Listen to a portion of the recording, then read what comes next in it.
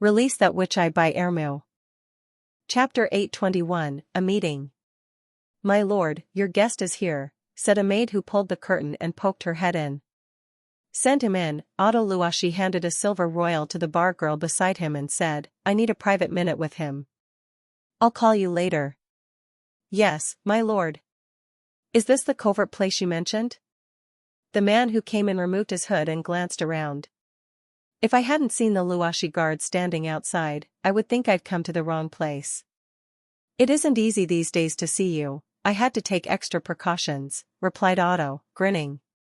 The guest was Hill Fox, a member of the emissary delegation who betrayed the King of Dawn, killed the guards and knights and escaped from the City of Glow with some fallen minions. Ever since Yurko's secret departure, Apan Moya, the King of Dawn, became so furious that he claimed it was a blatant provocation to and contempt of the Kingdom of Dawn on Greycastle's part. He also said that it was a witch that killed his father and he absolutely did not allow such an evil existence in his domain. Of course, Otto knew far more than that. For example, that while Apan was searching for the witches, he also dispatched a group of knights to chase the emissary delegation. He ordered that any member of the emissary delegation, other than Yurko, could be killed on the spot, especially the witches who dared to collude with the neighbor country.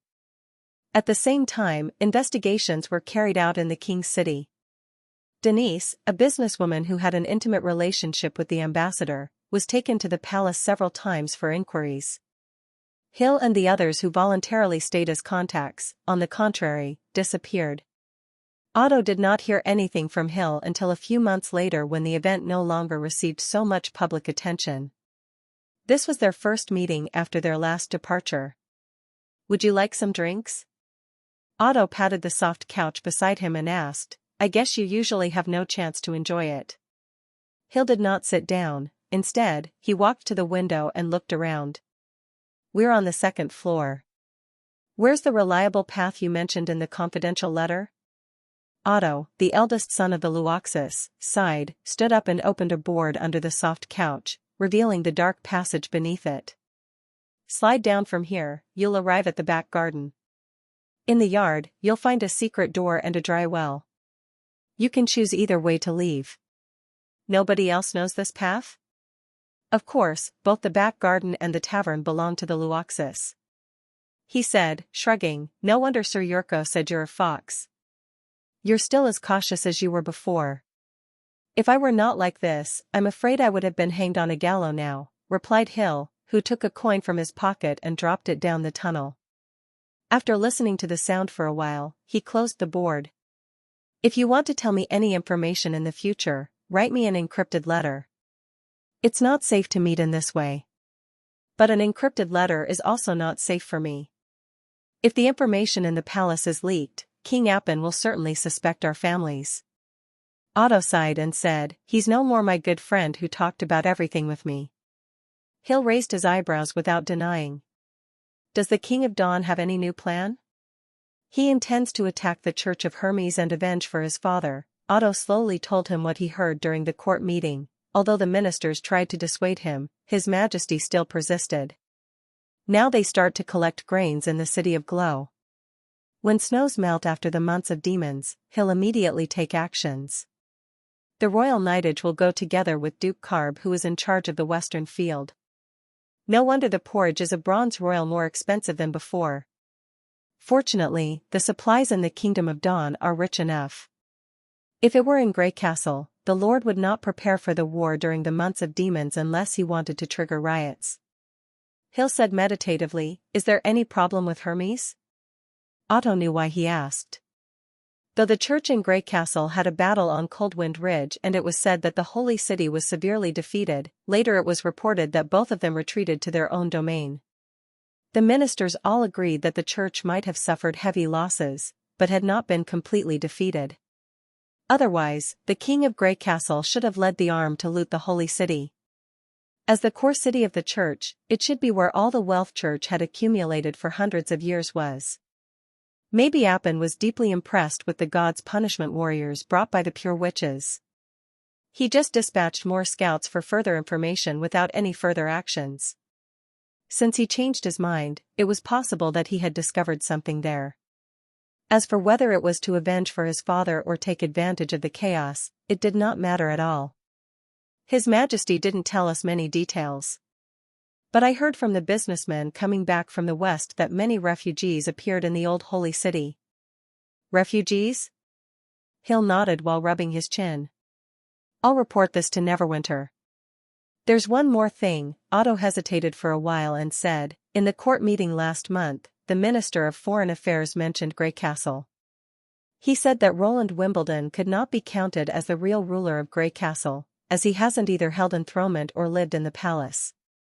What's more, many nobles in Grey Castle oppose him, especially in the eastern region.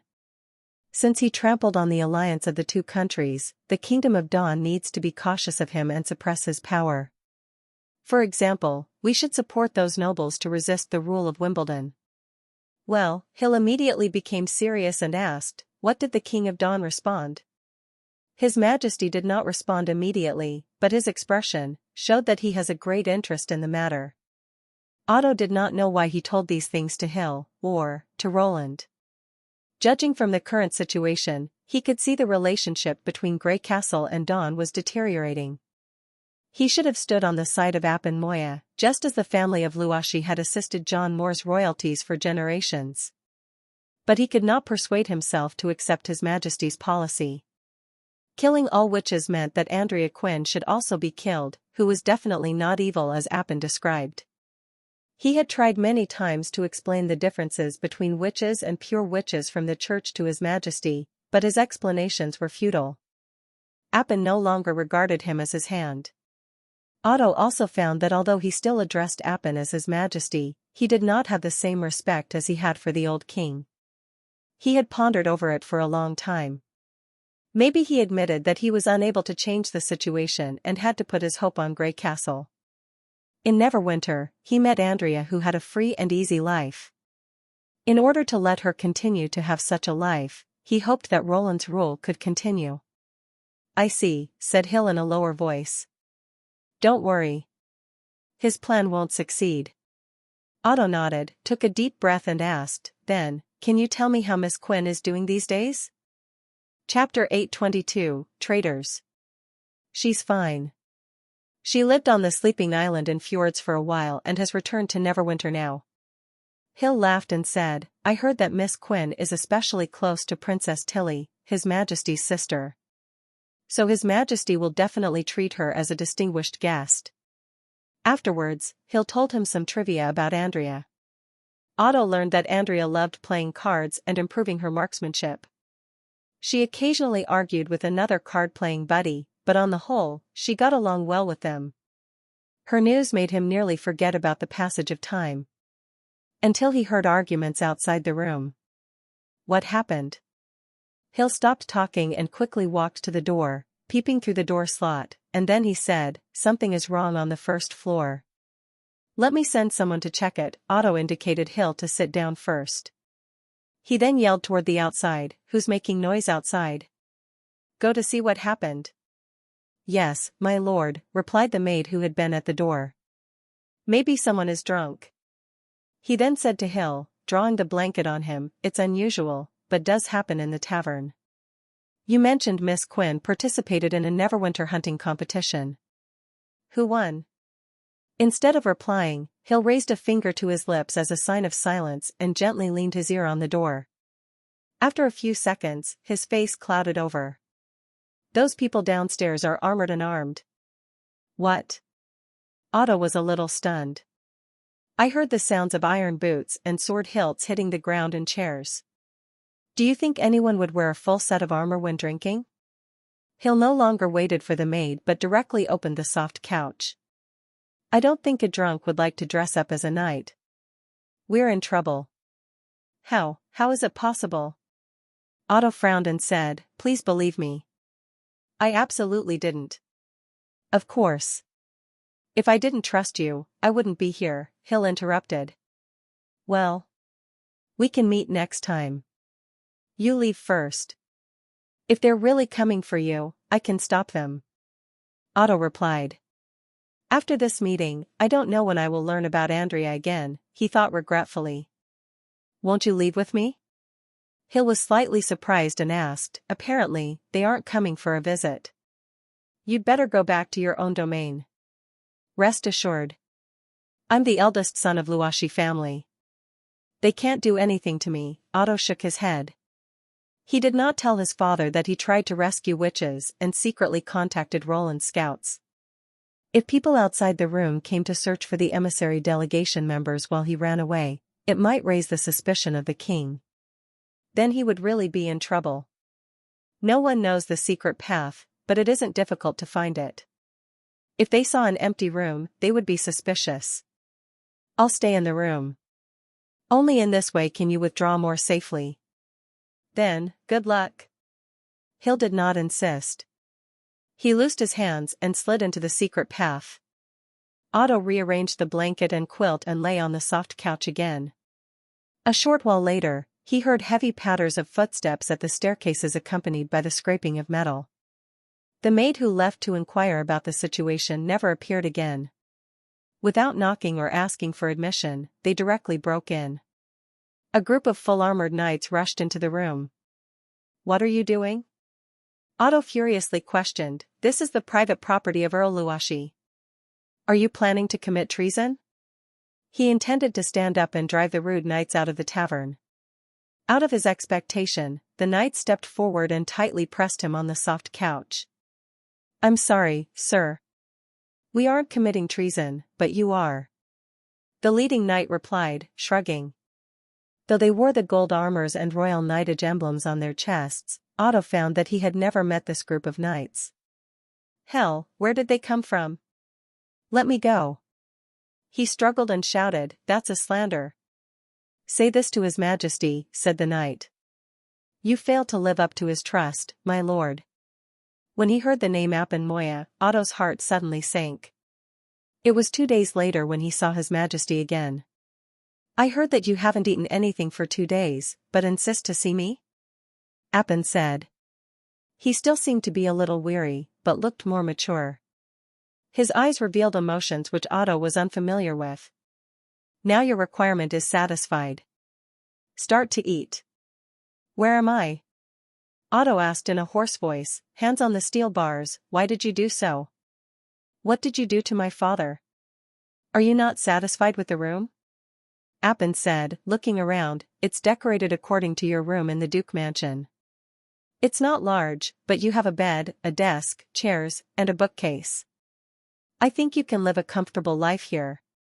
He paused and said, as for where it is. Of course, it's under the palace. I can only feel at ease when you're kept here. Otto gritted his teeth and said, Your Majesty, I need to talk to you. I didn't. Betray me? The King of Dawn interrupted him. Do you think I'll still believe these lies and continue to be deceived by you? It took me 2 months to find some clues about the witches. I have never thought that you were actually involved. You asked Yorko, the ambassador of Grey Castle, to black money to participate in the auction, and also helped him leave the city of Glow. Wasn't that betrayal? He raised his voice, as he apparently did not want to suppress his anger anymore. That day in the palace, didn't you hear how the king of Grey Castle abandoned the covenant and trample on my father's feelings? Do you want to talk about the traitors or the witches who should go to hell? Appen asked in a tone full of hatred. Enough, Otto Luoshi. If you were not my friend since childhood, the eldest son of the 3 noble families, I would have long sent you to the gallows. I still need the support of the 3 families now. But that doesn't mean I need you forever. This is my last chance for you. Don't force me to do that. Otto's heart sank at his words. He had never seen his playmate show such a ferocious look.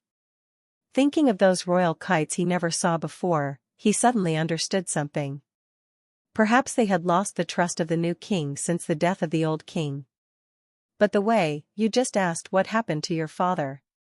Before leaving, Appen suddenly said in a cold voice, nothing happens to him.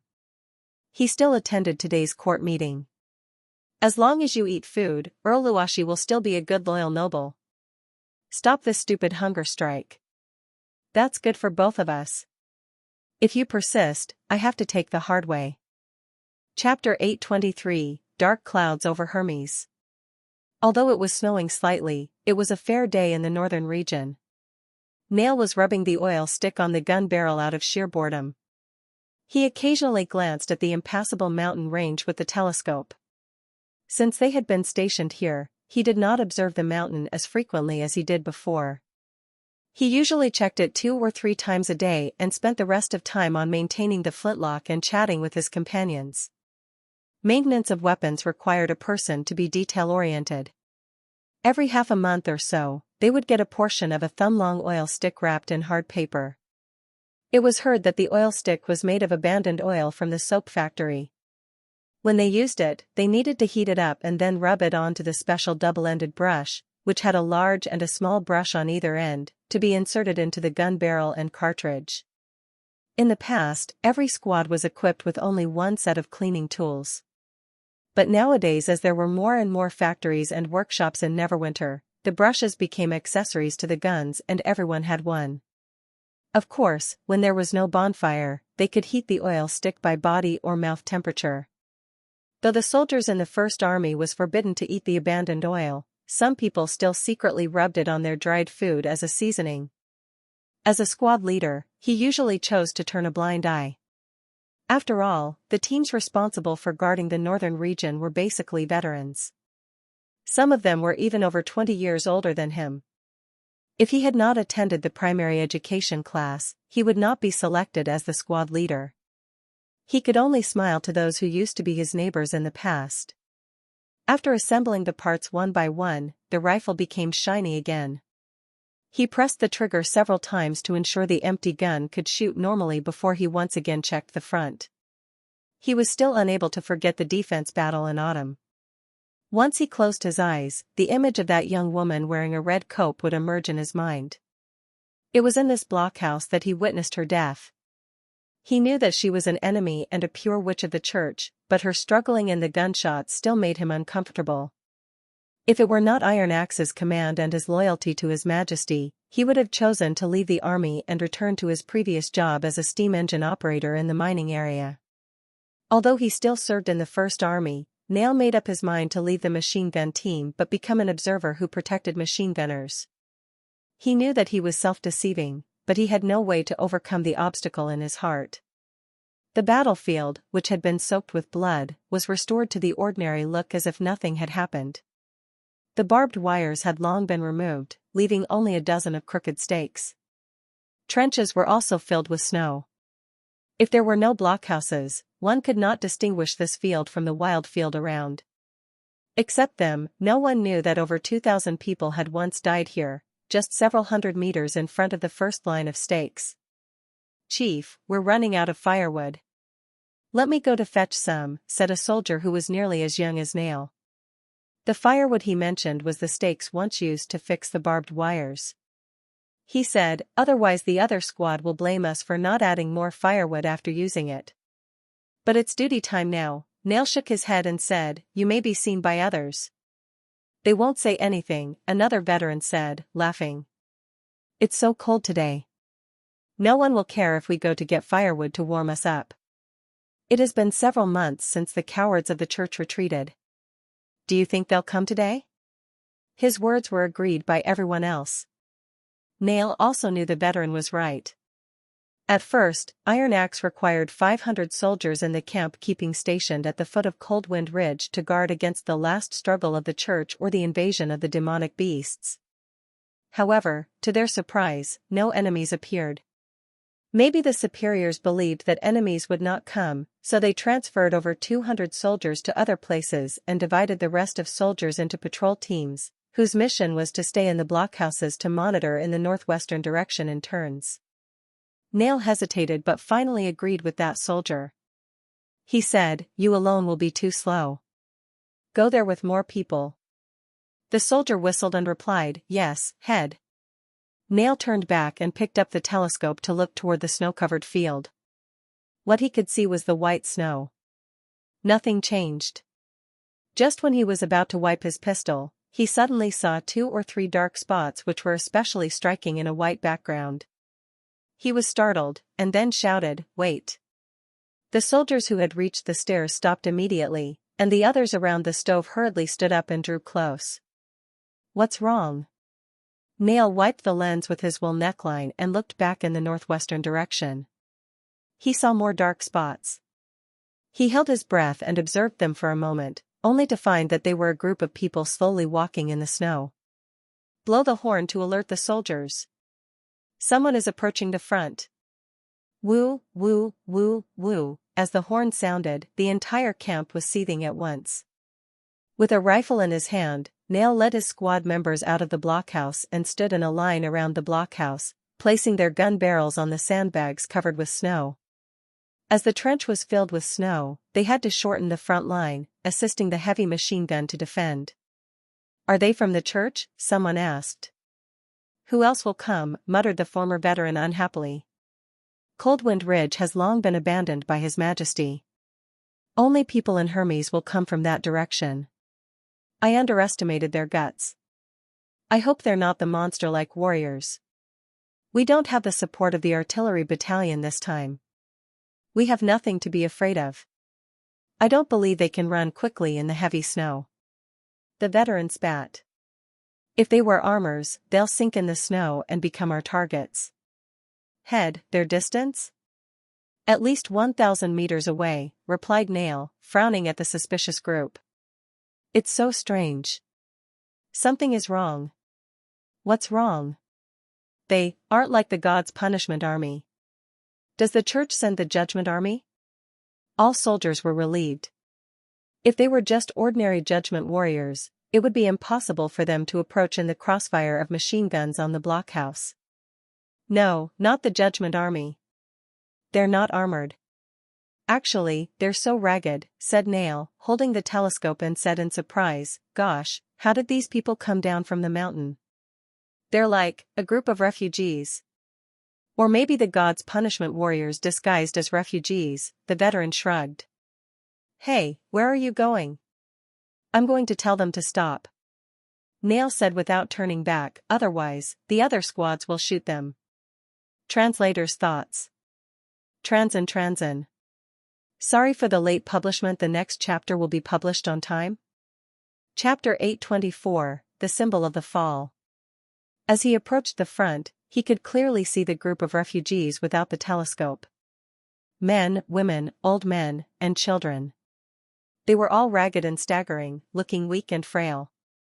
They were even weaker than common militia, not to mention the judgment army. Nail was more sure about his judgment. But he knew that the church had a pill which could enhance the taker's physical strength within a second. Considering that they might use the berserk pills, Nail told his squad members to hold up the heavy machine guns within the suppressing shooting range before he approached alone and shouted, "This is the border defense line of the Kingdom of Grey Castle. You're forbidden to step forward.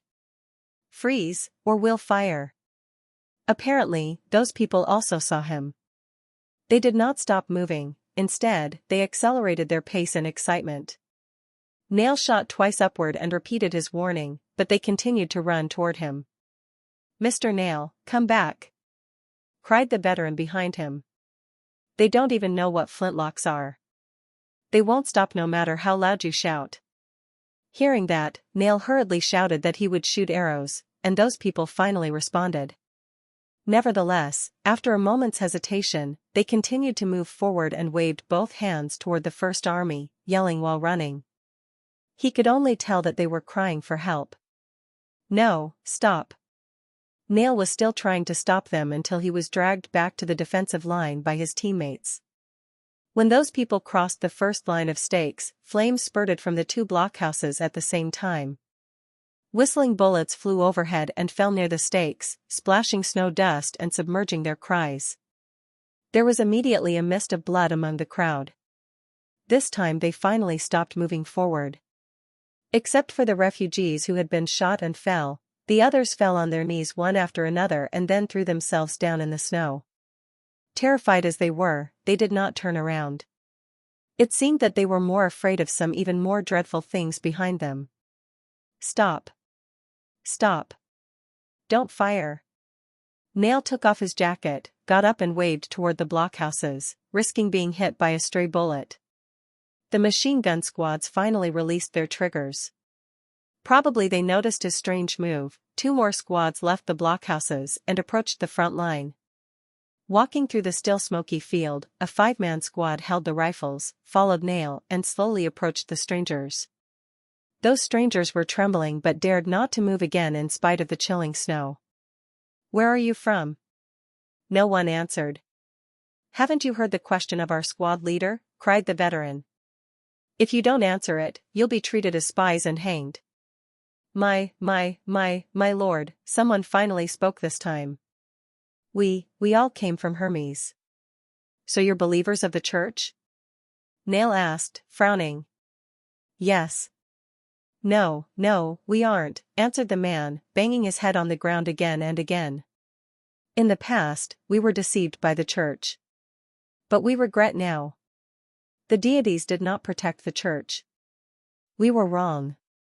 Please give us some food." His words stirred up the crowd. They begged, "My lord, please give us some oatmeal. My child is starving. The army of the church was after us. We had to drop our luggage. My lord, I haven't eaten anything for 3 days." So they would rather be shot by machine guns than run away? Nail thought. He could not bear to look at the withered faces and bleeding bodies. After they fled from the holy city, Grey Castle was their only hope to survive. He reached his dried food in his waist pocket and was about to throw it to them while a veteran grabbed him by his wrist. "Hey, what are you doing? Give them some food." "Are you sure? These guys are believers of the church." The veteran lowered his voice and stressed, "They're our enemies. But now they aren't. Didn't you hear it?" They admitted that they had been deceived. Deceived? The veteran replied disdainfully, "When they can't survive, they'll even worship demons. Compared with those Judgment Army soldiers fighting for the church, these people are just timid drifters." Uncle Sang is right. Maybe they made the weapons and armors used by the church army. Who knows whether they've hurt the first army? They deserve it. That's what they'll end up with since they've fought against His Majesty. I'll definitely not give any food to them." Nail took a deep breath and made a gesture to tell them to be quiet. He said, "Listen to me. We all know what Border Town was like before His Majesty came. At that time everyone was deceived by the church. But His Majesty didn't abandon us or treat us as betrayers. Then how could we despise them? Of course, I agree that we should spare none of those who committed a crime. Give them some food, and then bring them for interrogation. That's what we should do." Well. And His Majesty once said in his book that the kingdom of Grey Castle is a whole. As long as someone isn't guilty and is willing to pay allegiance to Grey Castle, he should be treated as a subject of the king, rather than being persecuted and excluded. Nail continued to say, "If there are innocent people among them and we watch them die in front of us, aren't we against His Majesty's wish?" The crowd fell into silence for a moment. Then the veteran grinned and said, Nail, now I know why Sir Blair chose you as our squad leader. You've become so different since you went to school. In the past, you always stumbled when speaking in front of a crowd. If Ironhead knows it, he'll be proud of you." Apparently, he did not agree with Nail's remark that anyone who pays allegiance to Grey Castle is the subject of Grey Castle, but since everyone in the First Army admired King Roland, they did not oppose Nail's decision anymore. The veteran said, "But you can't directly throw food to them. That'll cause a chaos.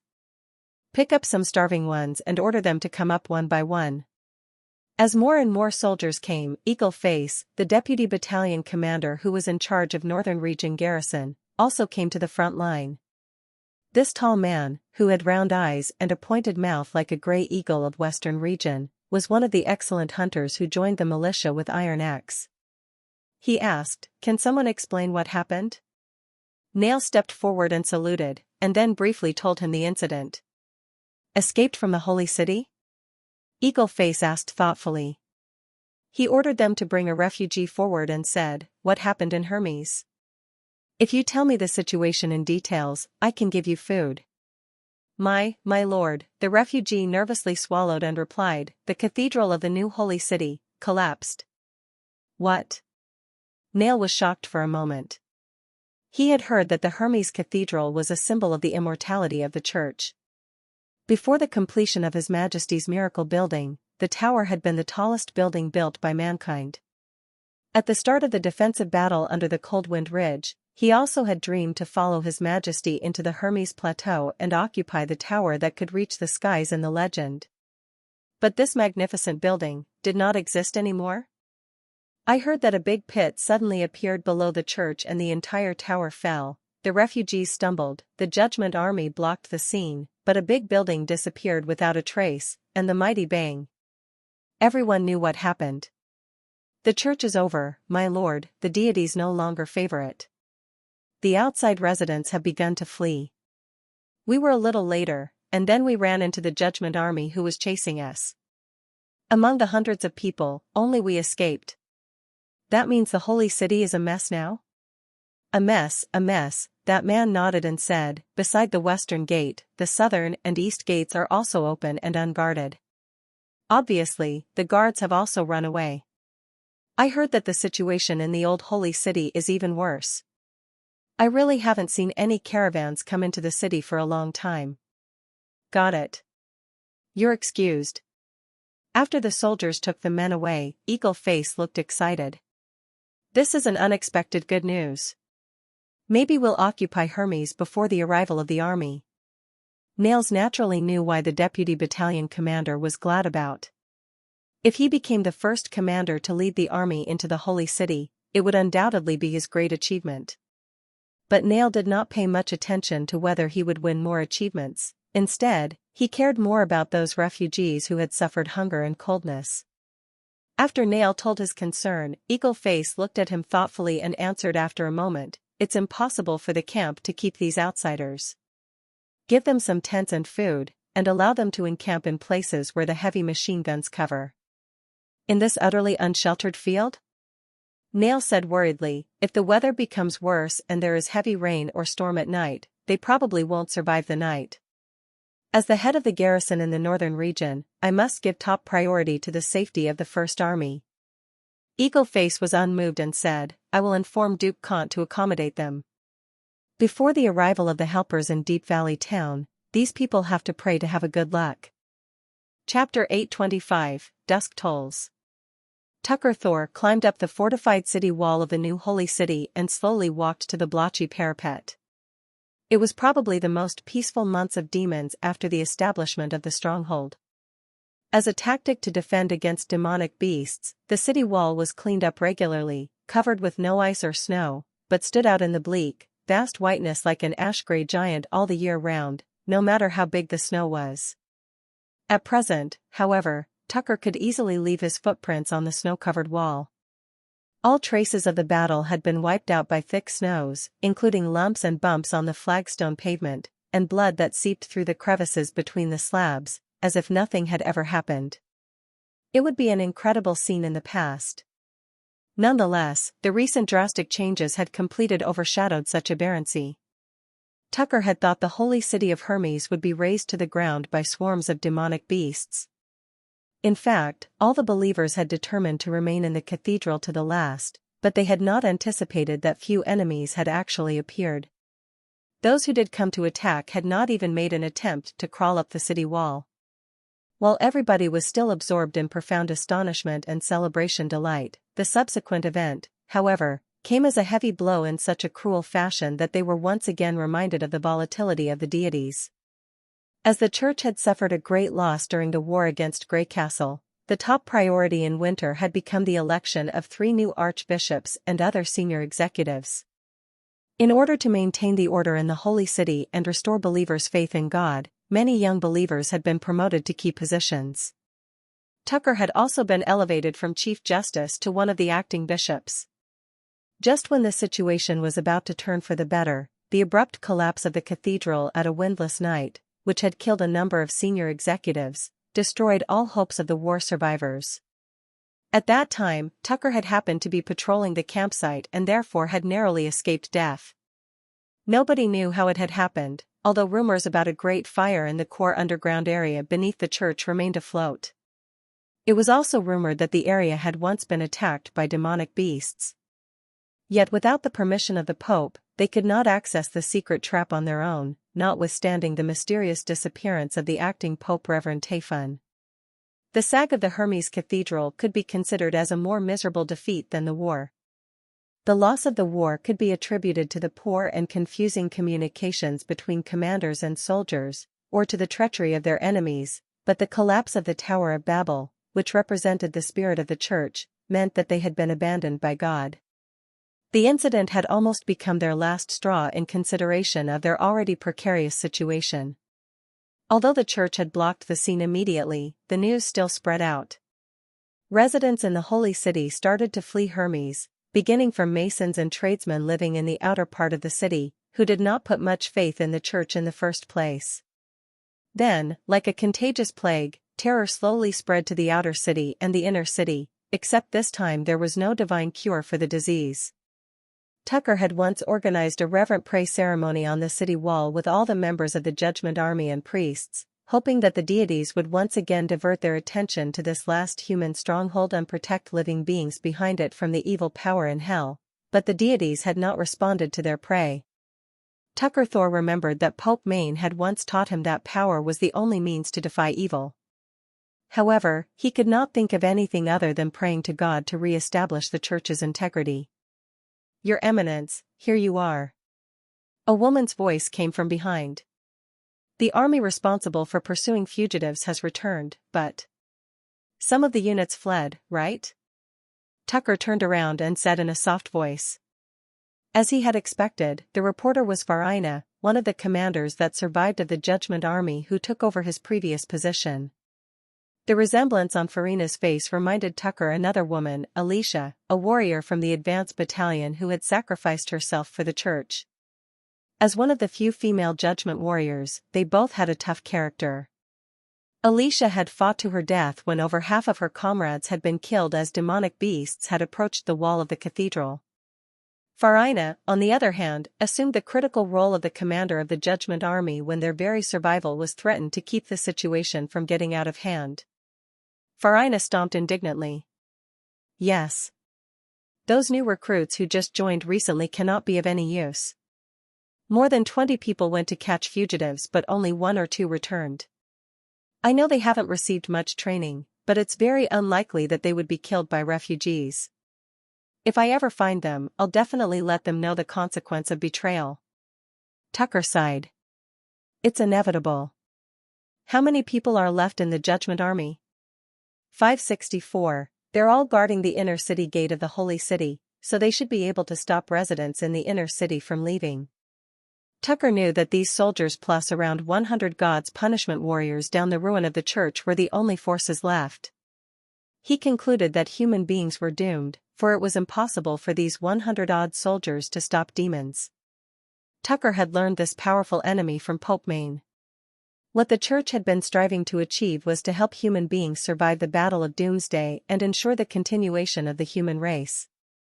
That was the reason they developed powerful warriors like the God's Punishment Army. But that was not sufficient. The church also had to unify the 4 kingdoms before the great battle and combine all human power in order to gain the eventual victory. What was the point of keeping the hold of this plateau stronghold when there is no hope? There was little he could do, but for those 500-odd people, they could be relieved of the burden of protecting the whole human race. Tucker finally broke the silence. "Go to the east. The Kingdom of Everwinter or the Kingdom of Wolfheart, whichever it is, pick somewhere close to the coast. We can build a new holy city there." He believed in that case, even if demons invaded the 4 kingdoms, they could still, if lucky, flee by boat from the harbor to some distant islands and spend the rest of their life there before human beings were wiped out. Farina was stunned. "Leave Hermes? But Your Eminence, if we leave, who will defend against demonic beasts? We can blame Grey Castle if demonic beasts invade the inner continent from the breach. Our current top priority is to reserve our strength. We can always build a new cathedral, but we can't let our believers suffer. When the 4 kingdoms are permeated with demonic beasts, people will naturally remember our power again. Demonic beasts don't really matter, as they aren't our true enemies. The greatest threat is from the depth of hell, but there's nothing you guys can do about it. What I can do at this last moment is to keep you as far away from the battlefield as possible. You've done enough to protect human beings, Tucker said within himself. Farina's slender brows furrowed. Those pious believers who resolve to fall with the holy city may not agree to abandon Hermes. Tucker replied after a moment of silence, "The holy city lies where you stay, child. Explain to them, and they'll understand. This is also the order of the acting pope, which is to preserve ourselves and the spirit of the church. Do you understand? Let those fugitives leave as they please and spread the news of the fall of the holy city. By that time, the king of Grey Castle will probably be anxious to take them in," thought Tucker. "I understand, your eminence." "No, your holiness," Farina bit her lip. At length, she curled up her hands into a fist, placed it over her chest and bowed. Just then, the somber sky was overspread by a haze of dusk. Tucker turned around and saw the orangey-red rays of the setting sun slowly streak through clouds and that the fresh white snowfield was basking in slanting beams of sunshine. "Does this mean the months of demons has ended?" Farina's face lighted up. "Yes. The snow will melt in no time. Go and tell the news. If they start to prepare now, we'll be able to take off in 2 or 3 weeks." "Okay. Please excuse me." She nodded and ran to the inner city. At that moment, the bell in the holy city tolled, announcing the arrival of evening. The bell tolled 9 times to tell believers that it was time to close their eyes and pray to God. Yet Tucker Thor did not pray. Because God was not listening to them anymore. He took off the crown on his head and placed it on the balcony. Then he ascended the city wall and gazed at the last splendor of the setting sun. He had one more thing to do to persuade people to completely abandon Hermes. But Tucker did not mind it because by doing so, he would be able to reunite with his old battle companions who had once fought with him. It was not only a twilight for the church, but also for the whole human race. Tucker shut his eyes and stooped over. Farina heard a gentle thud behind her as if something had slipped down the wall and into the valley. When she turned around, however, there was nobody on the city wall. The end of the volume, The Bell of Twilight. Chapter 826, Conference of Agriculture Mobilization Movement. The months of demons this year lasted for nearly 5 months. By the time murky clouds that overhung the western region were dispersed by warm sunbeams, it was late spring. Roland faced a pressing issue. It was spring plowing. Although the war against the southernmost region during the months of demons, when the other powers were all sort of in a state of dormancy, had won him a lot of time to prelude the unification operation, it was also undeniable that he had consumed tons of food in winter. Due to the lack of food input and the rapid increase in the population, the food in the granary in the border area was, for the first time, exhausted. Roland was secretly happy that he had entrusted the seeds of golden ones developed by Leaf to Petrov and had ordered him to promote engineered food to the public right after the seizure of Longsong stronghold, otherwise, they would not have peacefully made their way through the months of demons this year. The concrete boats traveling between the border and the Longsong area was the lifeline of the First Army, for they transported pancakes made from coarse-grained wheat flour to soldiers fighting at the front. As a result of the urgency of the matter, Roland convened a spring plowing conference right after the celebration of Victory Day. On that day, not only the Ministry of Agriculture but the whole City Hall, including secondary officials in the Longsong area, the district governor, Petrov, and the governor of Fallen Dragon Ridge, Spear, were all summoned to the Neverwinter Castle. It should be noted that Spear Passy was directly transferred by Maggie. Ghastly pale and frightened, she complained about her rough flight when she landed and bowed to Roland. Calvin Kant, the lord of the northern region, was absent, but he sent his daughter Edith and his second son Cole to attend the conference on behalf of him. Roland was not sure if it was an illusion, but he noticed, somehow, that the pearl of the northern region had become more radiant since her return from the Great Snow Mountain. Compared with her resplendency, Cole seemed increasingly frail and insignificant. Roland also wondered whether his attire was a little too androgynous. Anyhow, the attendees of the conference came from all parts of Grey Castle, except the eastern region, whose lord had yet to pledge fealty to Roland, and the central region, where Roland had yet to establish a well-functioning city hall. Without these two regions, the conference could be considered as the first national congress. Roland surveyed the hall in satisfaction and then tapped the desk.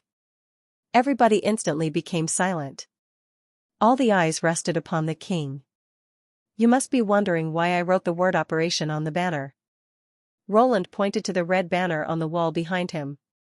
Because this is essentially a war.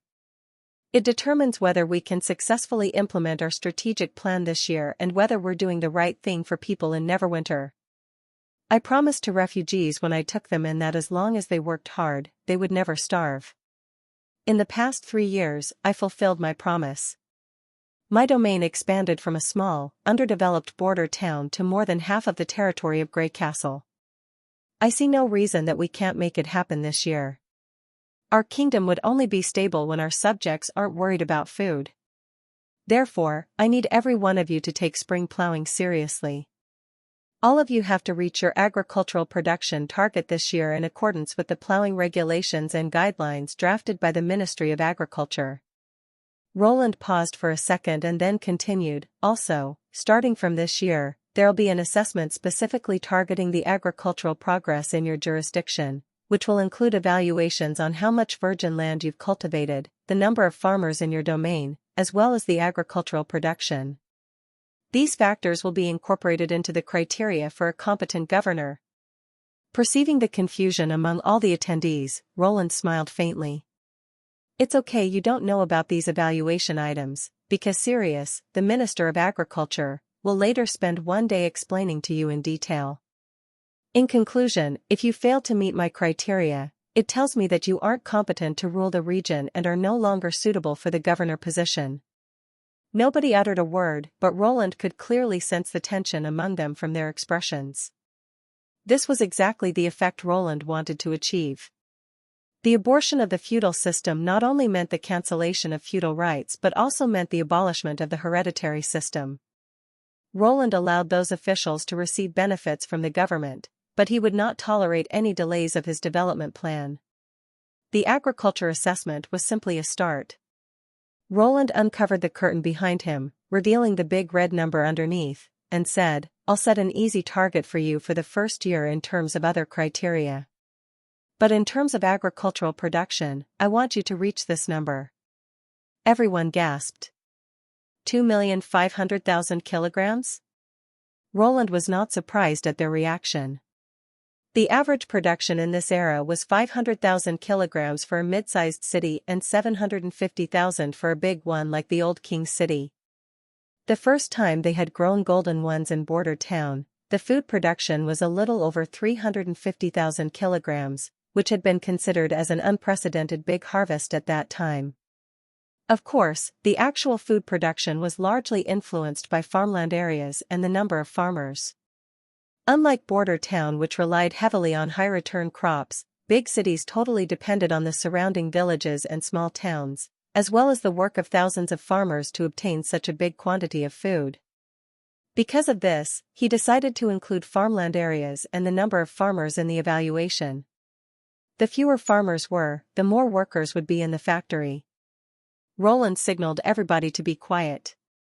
In fact, when you see the testing field for Golden Twos, you'll understand this target isn't that unrealistic.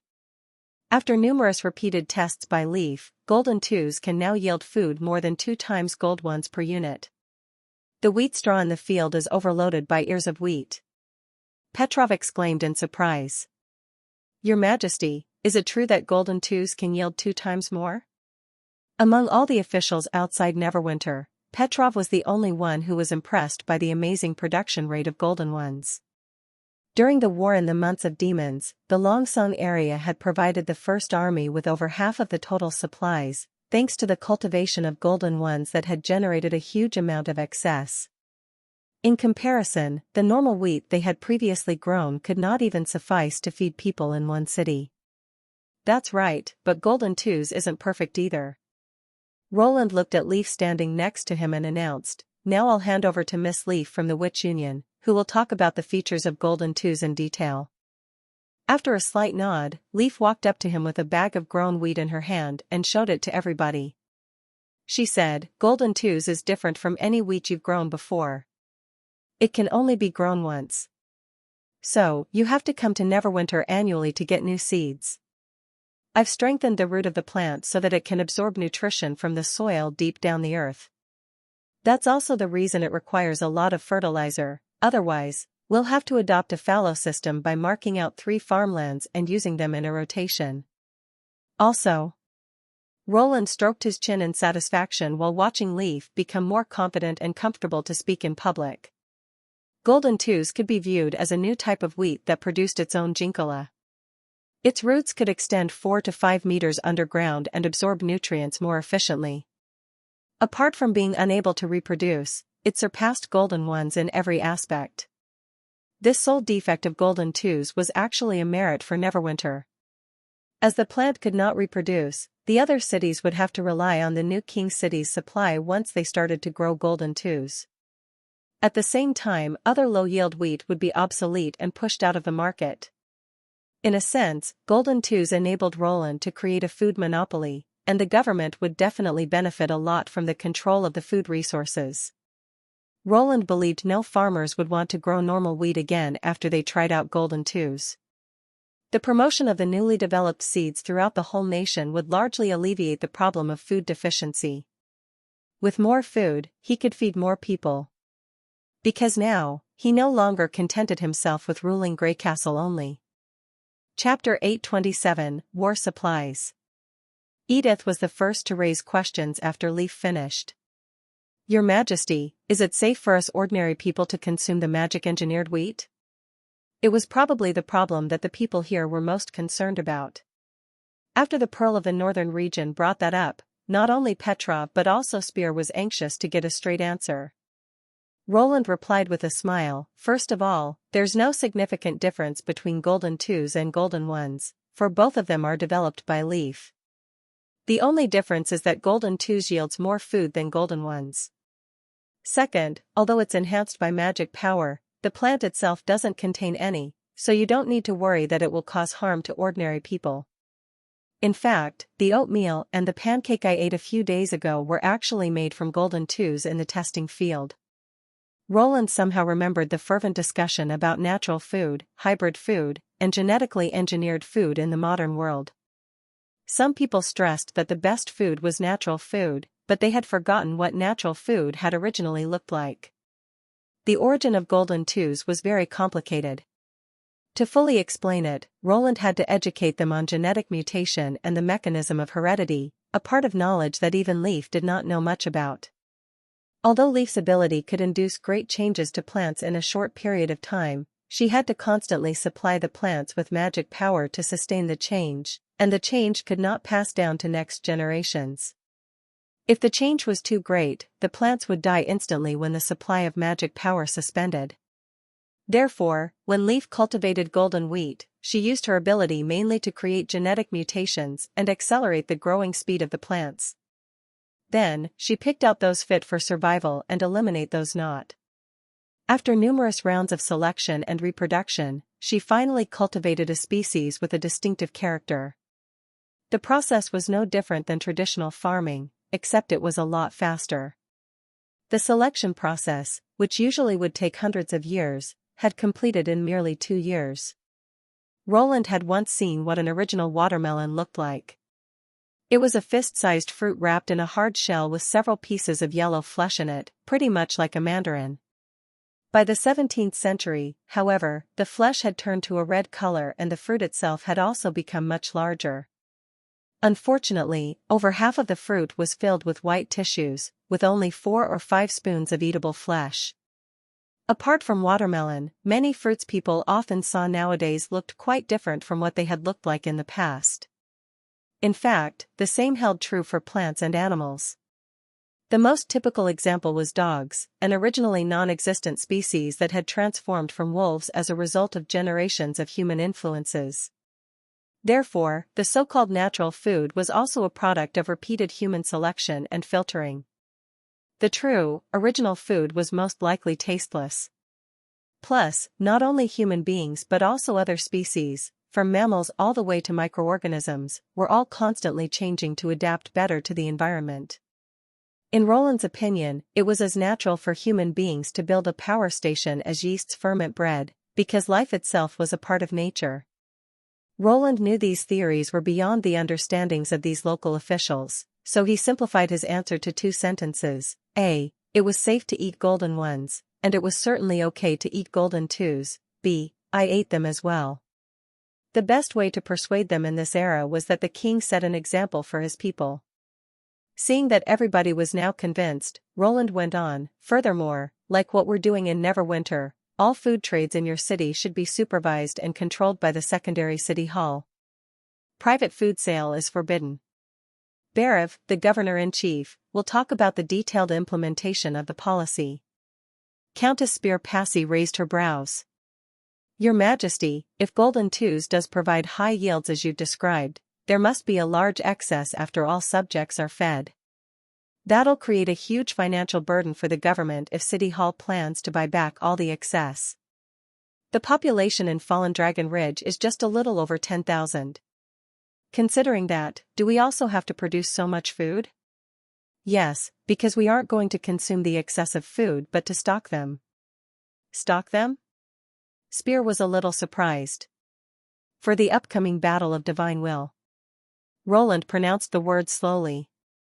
Other than attracting immigrants to Grey Castle, the other reason he forced local officials to promote golden twos was this battle that was going to determine the survival of all human beings. Since Roland was born in peacetime and had not experienced the cruelty of a prolonged war, he could only make war preparations based on what he had learned from histories. The worst scenario Roland could think of was that the population reduced by 30% and that all young, abled ones went to war, leaving women and children working in the plant to provide supplies to the front. In that case, the farmland would be very likely deserted. If, however, they had food excess that could last 2 to 3 years, they might be able to survive the most difficult wartime and wait until things turned better. Roland had discussed the matter with Karl van Bate, the Minister of Construction. The latter believed that a granary that was well-designed, well-structured, and well taken care of could preserve grains for at most 5 years. Although stale grains of 1 or 2 years old would not taste as good as fresh ones, nobody would give much thought of it when they were overwhelmed by the bitterness of a war. It was worth noting that there were high-yield crops other than wheat in Leaf's testing field. After 2 years of experimenting, Leaf had successfully enhanced other imported crops, such as sugar canes, corns, and potatoes, and cultivated their high-yield breeds. Corns and potatoes, in particular, genetically produced more food than wheat. The reasons Roland chose to promote golden twos rather than these 2 plants were, A. He could not easily create a monopoly on food trades as they could reproduce, B. Their storage life was shorter than grains. Of course, agriculture was a very complex industry, which involved food for both human beings and animals. For example, poultry relied heavily on fodder beans. However, Roland had no time to carefully plan that part out at the moment, as the food problem in wartime was already a project big enough for him to worry about. Since most of the attendees knew what the Battle of Divine Will stood for, nobody raised questions on the policy pertaining to the survival of human beings again. At the end of the conference, Roland fastened his eyes onto Scroll and said, I hope that we add agriculture to our secondary education as a subject so as to train people into experts who specialize in farming various plants and crops. As the education level in other cities was incomparable to that in Neverwinter, Roland felt it hard to realize the democratization of education throughout the whole Grey Castle. As such, he believed it was easier to dispatch some trained professionals from Neverwinter to supervise the agricultural industry in other cities. The movement would set a precedent for the other industries, such as chemistry, architecture, and medical science. He did not expect his subjects to conduct their own research or construct new theories, but simply to apply what they had learned to the mundane operation of the industry. After the conference, Wendy brought Roland a piece of news. The witches who were exploring the snow mountain of the western region had safely docked at Neverwinter. When Roland arrived at the wharf, someone dashed to him and threw herself into his arms. Her blonde hair tickled his cheeks. The air was impregnated with the scent that Roland was so familiar with. I'm back, chuckling, Nightingale whispered in his ear. Chapter 828, Nightingale's Secret Plan. Roland was too overwhelmed by the swell of emotions to develop an immediate response. He wanted to reproach her for risking her own life, but his words, which were about to come out, finally yielded to a look of resignation when he saw Nightingale's beaming smile. In the end, he patted her on the back and said, "Be more careful next time." Nightingale nodded and then shook her head. She whispered to him in a voice that nobody but he could hear, "Unlike Anna, I can't convert those drawings to physical entities. This is the only thing that I can do for you." She then paused for a moment and went on, "But please don't worry. My top priority is to protect you, and stand by your side. I won't recklessly put myself in a dangerous situation." Nightingale flushed at her own bluntness. Although her voice kind of trailed off in the middle, Roland still clearly heard the word "you." The act had probably consumed all Nightingale's valor. With these words, she disengaged herself and vanished in the mist. It was hard to imagine that the girl, who had to obviously muster all her courage to proclaim her feeling, would actually challenge a fearsome monster to a duel in the ruin, with nothing but a flintlock and some explosives in her hand. Roland was deeply moved. "Please let me continue to protect you in the future." Hearing Nightingale's calming voice from behind, Roland somehow felt a sense of security which he had not experienced for a long time. Next, as a common practice, he gave all the other witches a welcoming hug. Nonetheless, Roland was a little discomforted by the look of the tequila survivors. Unlike the laughing and cheering Union members, the tequila witches, following their leaders, landed in an orderly manner, each with a black box on the shoulder. When they passed Roland, however, they stared at Roland, eyes fastened onto him, full of ardent desires and a feverish aspiration that made Roland shudder uncontrollably. Roland knew very well the reason behind their lusty gazes. Apparently, Pasha and some of the other witches had informed the gods' punishment witches at the snow mountain of the dream world. Apart from exploring, the purpose of their expedition was to transport the soul device to the great snow mountain and transfer their souls to the devouring worms. Roland did not mind wild gazes from women, but the problem was that most of the gods' punishment witches had a male appearance. Roland understood that due to the limitation in the choices of shells, they were forced to pick male gods' punishment warriors.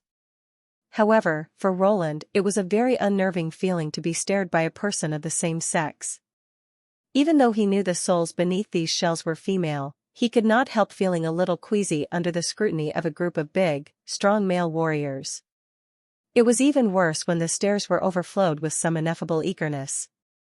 After the greetings, Roland returned to the castle and found Nightingale had reappeared at his desk, her slender legs dangling in the air. "So it's true, that those shells can enter the dream world?" It seemed some Union witches had also learned the news. Roland shrugged. "I was surprised at first as well. They will intrude the dream if they disconnect themselves in the area covered by the beams of light. Those beams are more a transportation channel than a connection with the deities." Nightingale pursed her lips without uttering a word. Her eyes, however, brightened as she listened. She even cocked her feet to Roland's knees. Evidently, she was much bolder when they were alone. "No." Roland immediately objected. "I know what you're thinking. You want to convert yourself to a god's punishment witch and enter the dream. I won't allow you to do that." Roland had learned long before that Nightingale, unlike Anna, was more audacious. So he instantly renounced her crazy idea after noticing what she was planning on. If he did not, Nightingale would probably really plunge into action. "But There's no room for negotiation," Roland interrupted her decisively. "Entering the dream world doesn't mean you're fused with my mind, nor does it mean that you'll become immortal. It's just a fake, strange world which has been eroded by some unknown power. Perhaps someday it'll just vanish. Plus, even if you enter my dream on a daily basis, that's just one night. What about all those other moments? Are you planning to live in a shell that doesn't feel forever?" Nightingale lowered her head. After a long silence, she muttered, "I just feel it's too unfair that they can go to places you once visited." Roland was amused by her brooding tone. "It's an unimaginable price they've paid for. A senseless life of eternity is more terrible than a life of imprisonment. The dream world is simply a small comfort to them. There's no need to envy them. You said my top priority is to protect you and stand by your side. Are you planning to break your promise? Roland mimicked her voice. I don't want a bearded god's punishment warrior to stick around all day. Abashed, Nightingale turned her head immediately. I got it. I didn't say that I would live in a shell. You did though. Roland smiled. Would you like some chaos drink? She instantly turned back. Yes. Well, she's really easy to please, thought Roland. Roland produced a pack of delicious dried fish from the drawer and put it on the desk, after which, he uncorked a new drink coming in a sky-blue bottle and filled Nightingale's glass. Roland said, Thank you for your help. Agatha told me if you did not severely wound that monster, everybody would have been in danger. Nightingale gulped down the drink and exhaled a long breath. She nibbled one piece of dried fish and rubbed her nose. Anytime. You're being overpolite. Roland shook his head. No, I'm not. If all the members of the exploration team of the Witch Union are killed in this operation, it'll be a permanent loss for Neverwinter. Therefore, your job is equally important as Anna's. You just specialize in different things. Do you understand? Hearing this, Nightingale could not help smiling. She soon continued to chew her dried fish as if to cover her joy and the intricacies of her little mind. Right, you said the dream world has been eroded by an unknown power. What does that mean? Will you be in danger? Roland was amused by the stiff manner in which she switched her subject, yet he did not point out but simply replied, That's a long story, but one thing is for sure, which is whatever that world becomes in the end, it won't affect the real me. No beams of light will appear if I don't want to dream. As to the unknown power, Garcia said the Martialist Association would eventually lead their new recruits to uncover the mysterious veil of the dream world. No matter what she referred to, Roland would only know what she was talking about after seeing it. Compared with the erosion, Roland cared more about the newly amended Mathematical Olympiad textbook.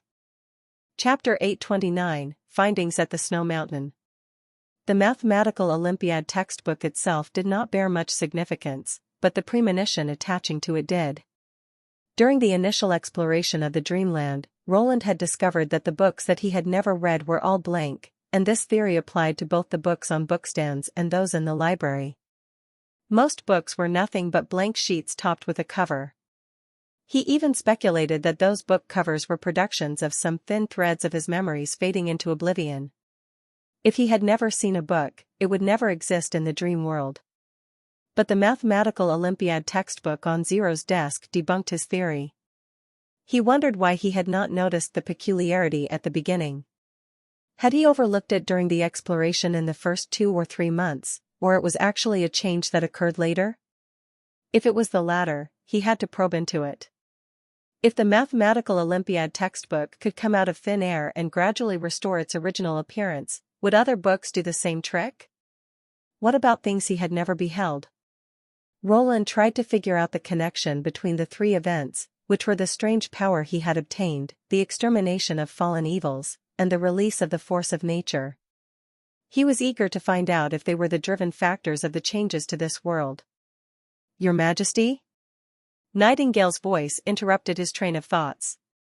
Roland looked down and found that he was stroking Nightingale's feet with his hands without noticing it. The thin fabrics of socks did not prevent him from touching Nightingale's smooth skin and dainty toes. Nightingale looked a little embarrassed. I changed my socks, but since I couldn't take a shower on the ship, I'm probably still a bit dirty. Would you mind if I taking a shower first? Roland was abashed. He did not know why he did that when his mind was apparently on some serious matters. Plus, the equivocal remark, take a shower first, seemed to contain some unintended meanings, but his action was absolutely unintentional. While he was rummaging for an appropriate answer, the knocking on the office door greatly alleviated his trouble. After Nightingale vanished in the mist, Roland cleared his throat and said, Come in. Agatha came into the office. After an unceremonious bow, she asked, All the samples from the Great Snow Mountain have been transferred to the 3rd border city. Do you want to take a look? Roland managed to calm himself down in the guise of contemplation. He then gave an approving nod. Of course, let's go now.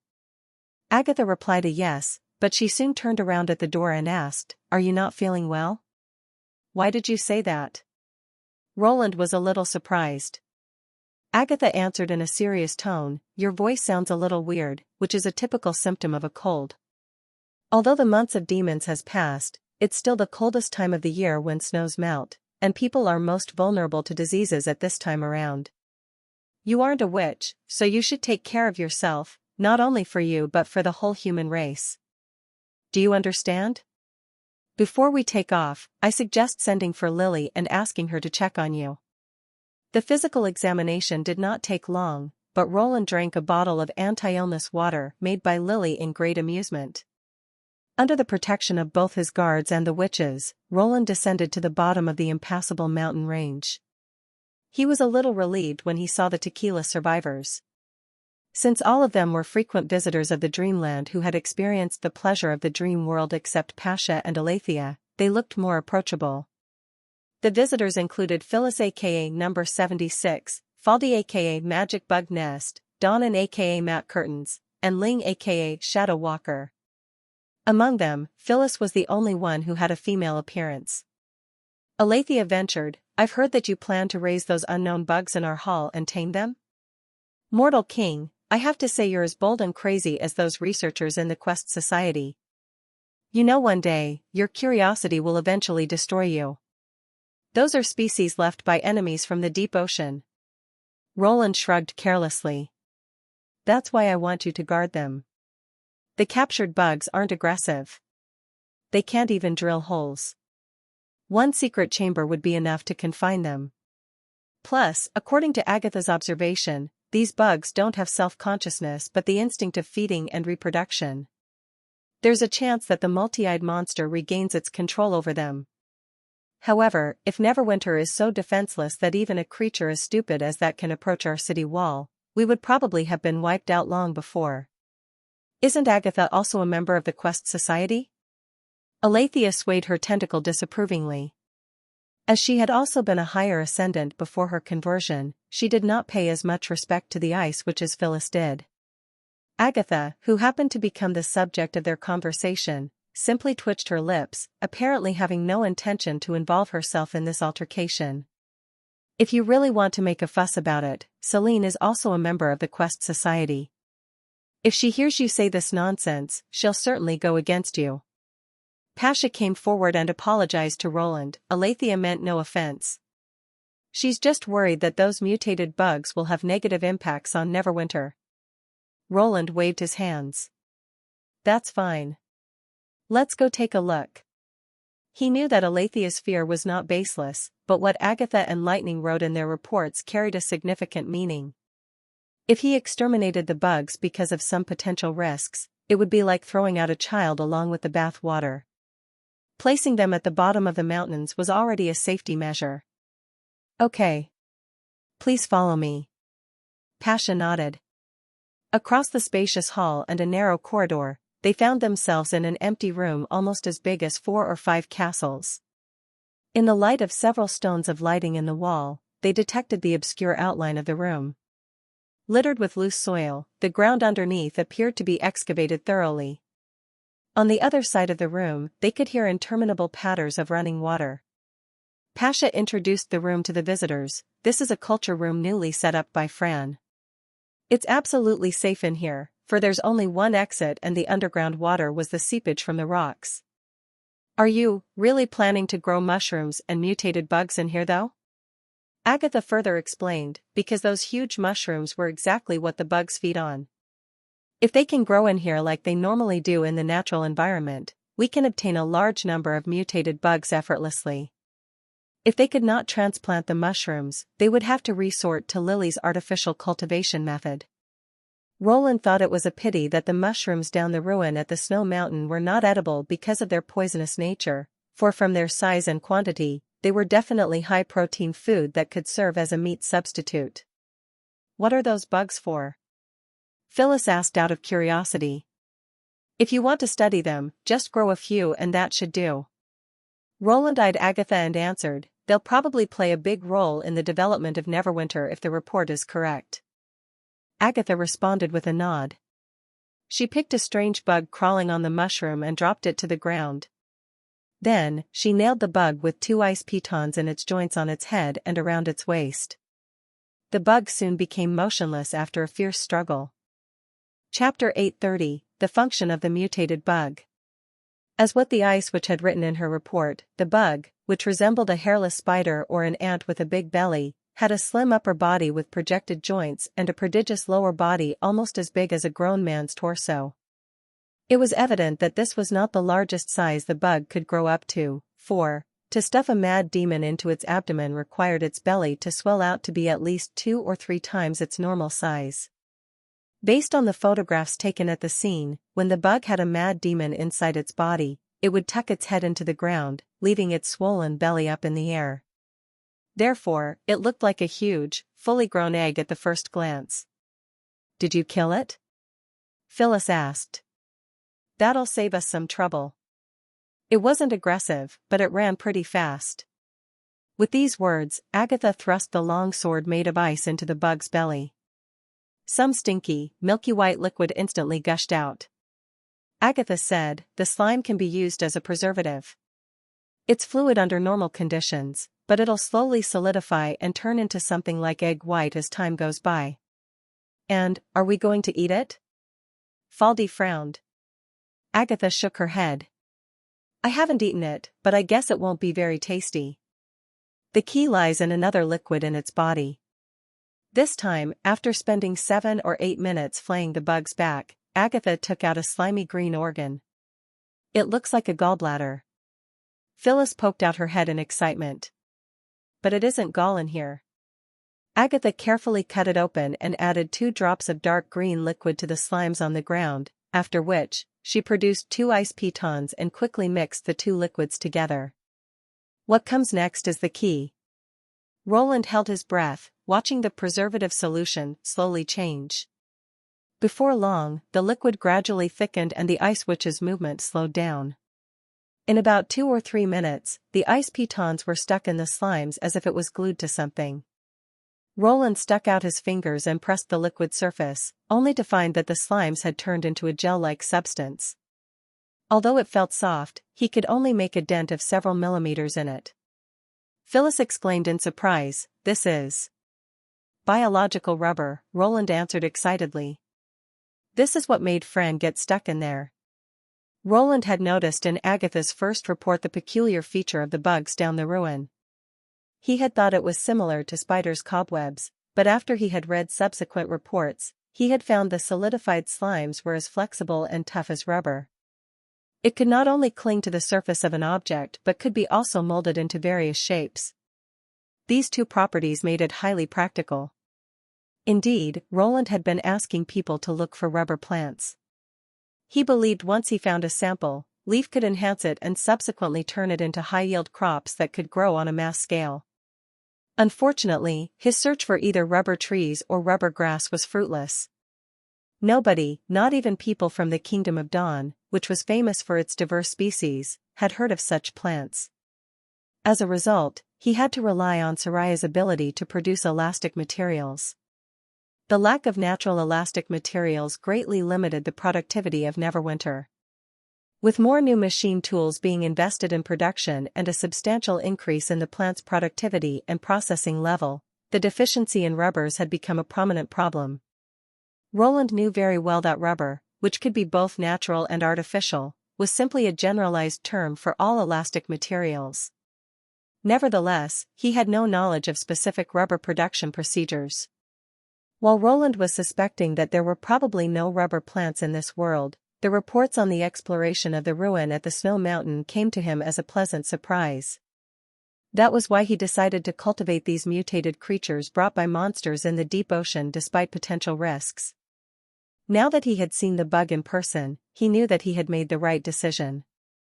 Roland did not care much about the lasting power of the solidified slimes.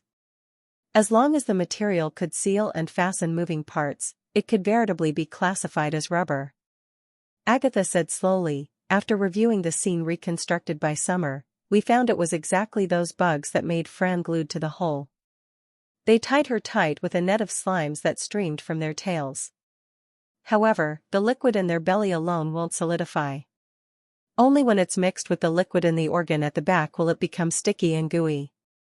If Sylvie didn't find Fran with the eye of magic, we would have looked for her for another 10 to 15 days. Pasha nodded. I see.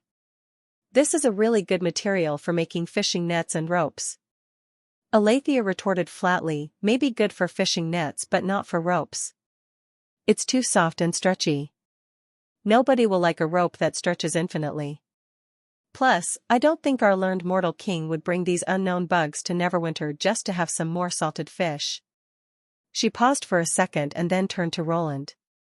No matter what crazy research you want to conduct, don't forget that now you're representing parties other than Grey Castle. Her comment stunned Roland for a second.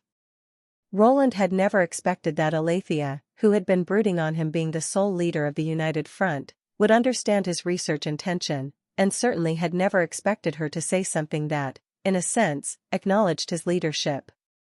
At this thought, Roland managed a smile. Of course. If everything goes well, you'll soon see its wide variety of uses in the near future. Pasha asked, by the way, how do we make the bugs eject slimes without the monster that controlled them? We can't kill them every time, can we? Agatha put the organ into a leather bag and wiped her hands. This is what we're going to research later. If nothing else works, we'll have to grow them on a mass scale. Apart from the rubber worm, Roland also checked some other new species taken from the ruin, such as the fruit plant that emanated a ghostly glow and a type of boneless transparent fish which lived in the underground river, but they were nothing next to the mutated bugs.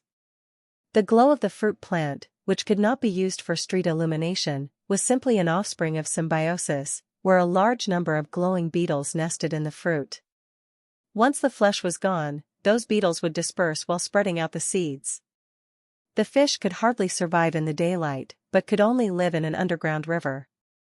Although it was tasty, Roland did not think they could farm them on a large scale. They could only serve as a luxury for a few.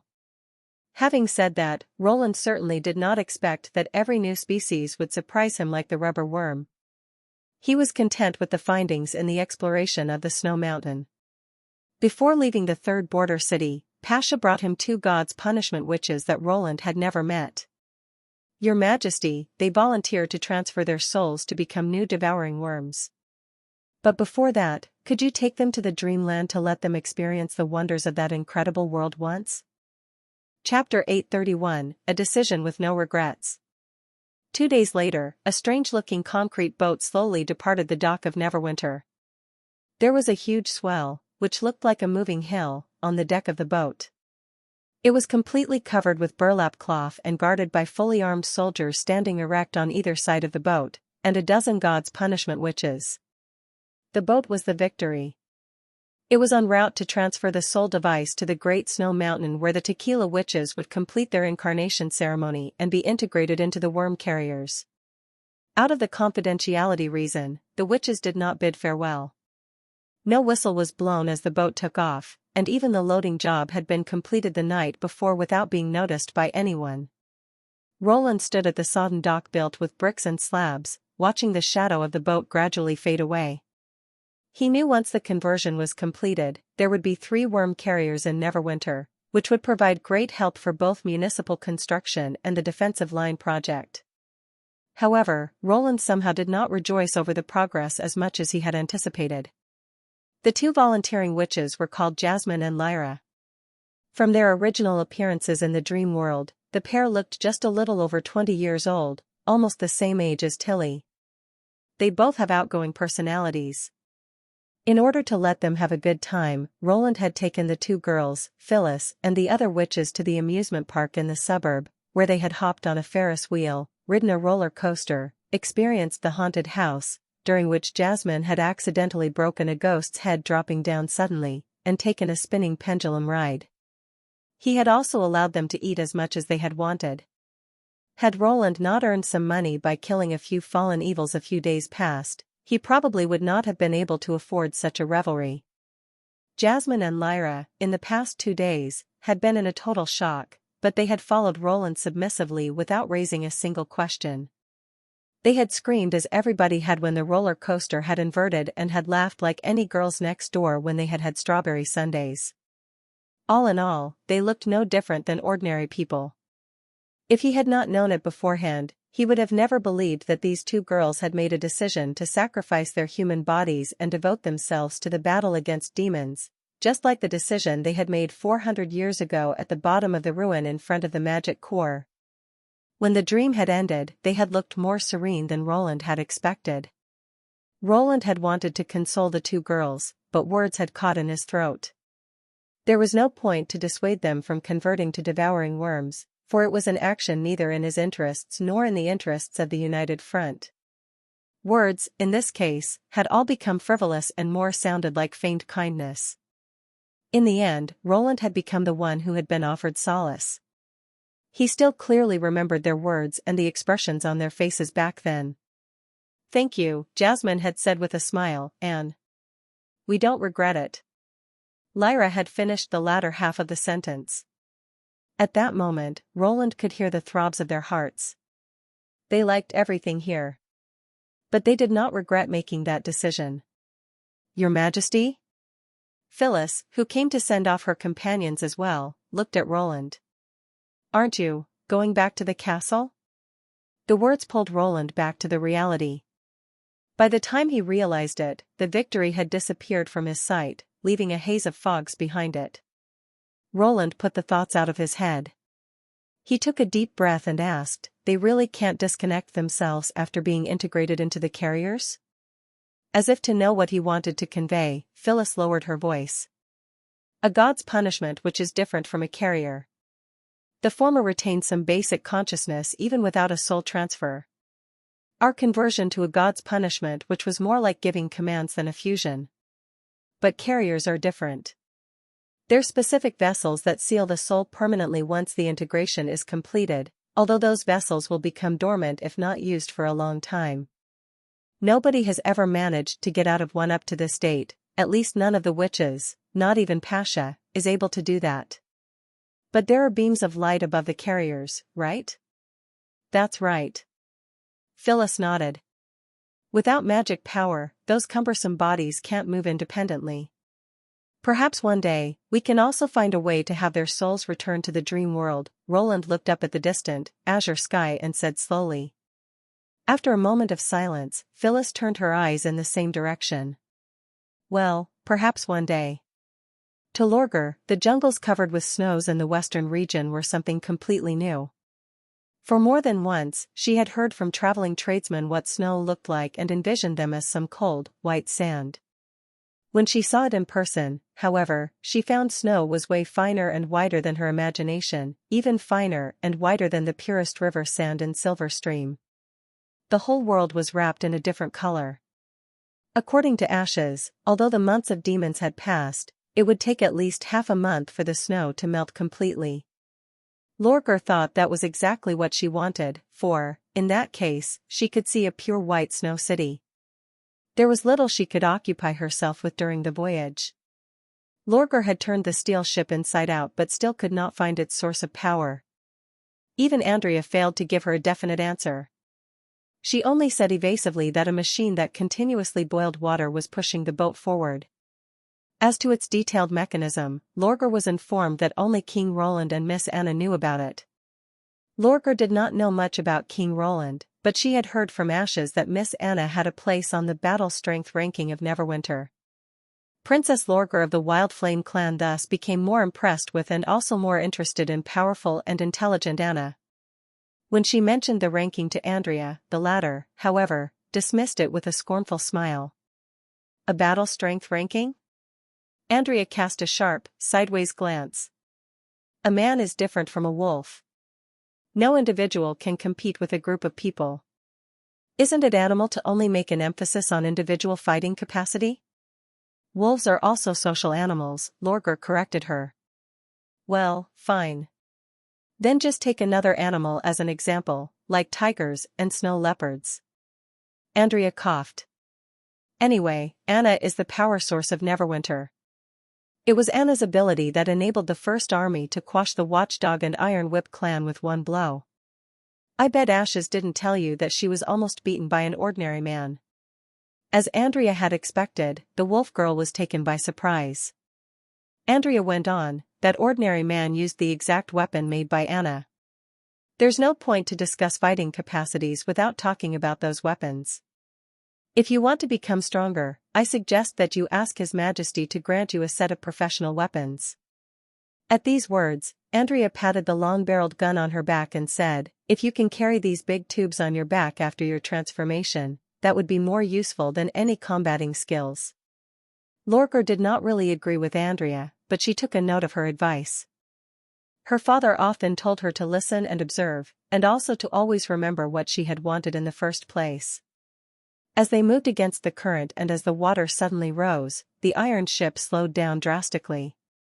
On the 5th day after they had entered the western region, the wolf girl saw a beautiful, big, fat pigeon. It hovered in the air for quite a while before darting straight toward Ashes at the bow.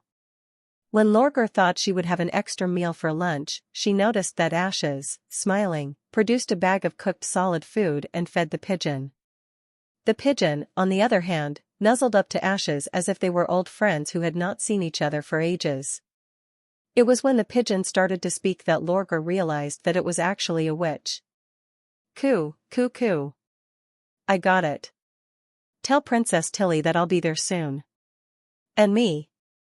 Andrea did not like being left behind. Coo. The pigeon gave a nod, spread out its wings and took off. It soon disappeared in the northwestern direction. Lorgar asked, she's. Ashes turned around. Maggie.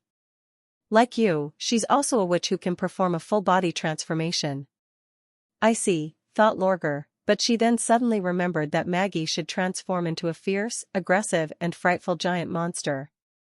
She wondered why Maggie would turn into a pigeon.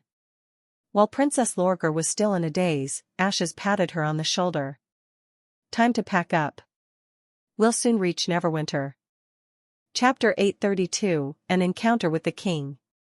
As the whistle blew in a low-pitched tone, Roland staggered to a stop at the dock. Lorgar noticed the passerby dock all came to a halt and raised their right hands, saluting the towering ship when she stepped onto the trestle. It was probably because the ship was named after the chief. The soldiers from the First Army on the ship responded to the public with a salute in the same manner. Lorgar gathered that should be a special form of greeting. However, unlike any of the greetings she had witnessed, where there was usually a party more superior than the other, the greeting here did not stress such a status difference. The equality between initiators and receivers confused Lorgar. She did not understand why they had to greet each other with such a ceremonious air when they were equal. In her opinion, the whole point of formalities was to pay respects and submit to the receiver, no matter it was kneeling and worshipping, or placing a fist over one's heart. Apart from that, she also noticed that even the children playing around the dock saluted in the same way, chest out and shoulders back. During the process, nobody looked reluctant or inferior. Instead, their eyes were all full of joy and energies. The salutation seemed to have built a connection between each other that words had failed. Ashes broke the silence. This is a military salutation. I didn't know why they did that at the beginning and thought it was an etiquette imposed by Roland Wimbledon to his subjects. Later I found it wasn't what I thought. Lorgar raised her brow in surprise. Does it have nothing to do with the Roland? Correct. They'll salute voluntarily every time a boat carrying the First Army docks, because the return of the boat means their family members have come back home safe and sound from their expedition. But they don't look like families, Princess Lorgar remarked hesitatively. If they were, the greetings should be more emotional. Plus, practically all the soldiers on board were male, but there were few females at the dock. Could every one of them happen to have a brother? Andrea shrugged. All the members of the First Army are from Neverwinter, which means most residents have a family member who has joined the army. There's also a lot of them from neighboring streets. The First Army is totally different from mercenaries who drift around looking for potential employers, nor do they work the same way as an enlisted militia. They take pride in their jobs. They celebrate the safe return of family members for each other. I believe this is probably what His Majesty refers to as the significance of a people's army. So it's an army, built by all subjects? Lorgar questioned herself in silence. The wolf girl followed the witches into Neverwinter, still lost in thoughts. What the new king city of Greycastle first impressed her was its tidiness. Despite streaming pedestrians, both houses and streets in the city were aligned in straight rows, including roadside trees. The compact arrangement gave Lorgar a suffocating feeling. Although the city looked quite magnificent at the first glance, she did not feel as comfortable as an iron sand city. Moreover, to her great disappointment, there was little snow in Neverwinter. Even the solid-surfaced road underneath was dry. She could only spy some remnant of snow at the tips of tree branches and on the roofs. Her plan to visit a pure white snow city was frustrated. Of course, there was still something appealing to her. Lorgar was overwhelmed by the huge boards that overhung some of the houses on the street, on which various signs and logos were printed, such as Old Hunter Leather, Straw House, North Slope Gem House, etc., although some of the boards were blank. In addition, she was surprised to find that there was a sign at every intersection, clearly showing where each branch head, as well as the name of each street. For example, the street she was currently pounding was called Glow Boulevard. The wolf girl soon found these signs very helpful to newcomers of Neverwinter. These street signs provided her with a basic structure of the city and told her where to shop and where to find a hotel, saving her trouble to seek local gangs or rats for information. During her conversations with tradesmen traveling between the southernmost region and the north, she had learned numerous entrepreneurial stories that stressed the arduous and laborious undertaking of establishing oneself in a foreign city. To expose your foreigner identity would immediately put you in a defenseless and disadvantageous position. But the street signs, although trivial, greatly eased visitors' minds. She even felt a sense of embracement at the sight of these signs, as if the city were welcoming her. Probably that was the reason the city appeared so vigorous and prosperous everywhere. Lorgar, however, did not have much time appreciating this foreign city. Because ashes soon took her to the Lord's castle. After she waited in the hall for a while, a guard brought her a message from the King of Greycastle. "Please follow me. His Majesty has agreed to receive you." For some reason, Lorgar suddenly felt a little nervous. She took a deep breath in secret and followed the guard to the third floor, after which she found herself in a bright, spacious study. Behind the mahogany desk close to the French window sat a ridiculously young man. He was wearing a plain robe, bareheaded, whose gray hair cascaded over his shoulders, with no rings or diamonds on any of his fingers. He was fondling a quill and studying her with great interest. "This is the chief who utterly routed her clan and turned the whole southernmost region upside down?" For a moment, Lorgar could not connect him with the person she had previously pictured. She thought a knowledgeable man who possessed a profound understanding of martial arts should be at least 40 years old. His forehead should be wrinkled, his beard braids should reach his chest, and he should have fathomless eyes of an old man. Even if Northerners did not like the idea of braiding their beards, he should not be this young. At this very moment, Lorgar realized that she had inquired about everything including powerful warriors in Neverwinter, but had forgotten to ask about what the chief looked like, one of the most important businesses. After a moment of hesitation, Princess Lorgar decided to salute in accordance with Majin's customs. Shaking her ears, Lorgar went to knees and slowly lay down on her stomach. She had heard that gray hair was a typical facial trait of a Greycastle royal descendant. "You're the divine lady from Wildflame clan, right?" The king did not let her lie there for a long time. As soon as her forehead touched the floor, he broke the silence. "Please rise, sagacious wolf. Welcome to Neverwinter. I'm Roland Wimbledon, the king of Greycastle and also your chief." Lorgar slightly frowned at the word sagacious wolf. The addressing was simply queer. She had never heard people call a wolf sagacious before. Yet she quickly got to her feet in an airy manner as if she had never heard Roland's words. "My name is Lorgar Burnflame. As to the title Divine Lady, I believe it was more appropriate to regard me as a witch here." Further, my father Gwel's Burnflame sends his best regards on behalf of Wildflame clan, in hopes that your sovereign will be as long-lasting as the oasis. This time, however, she did not hear a response at once.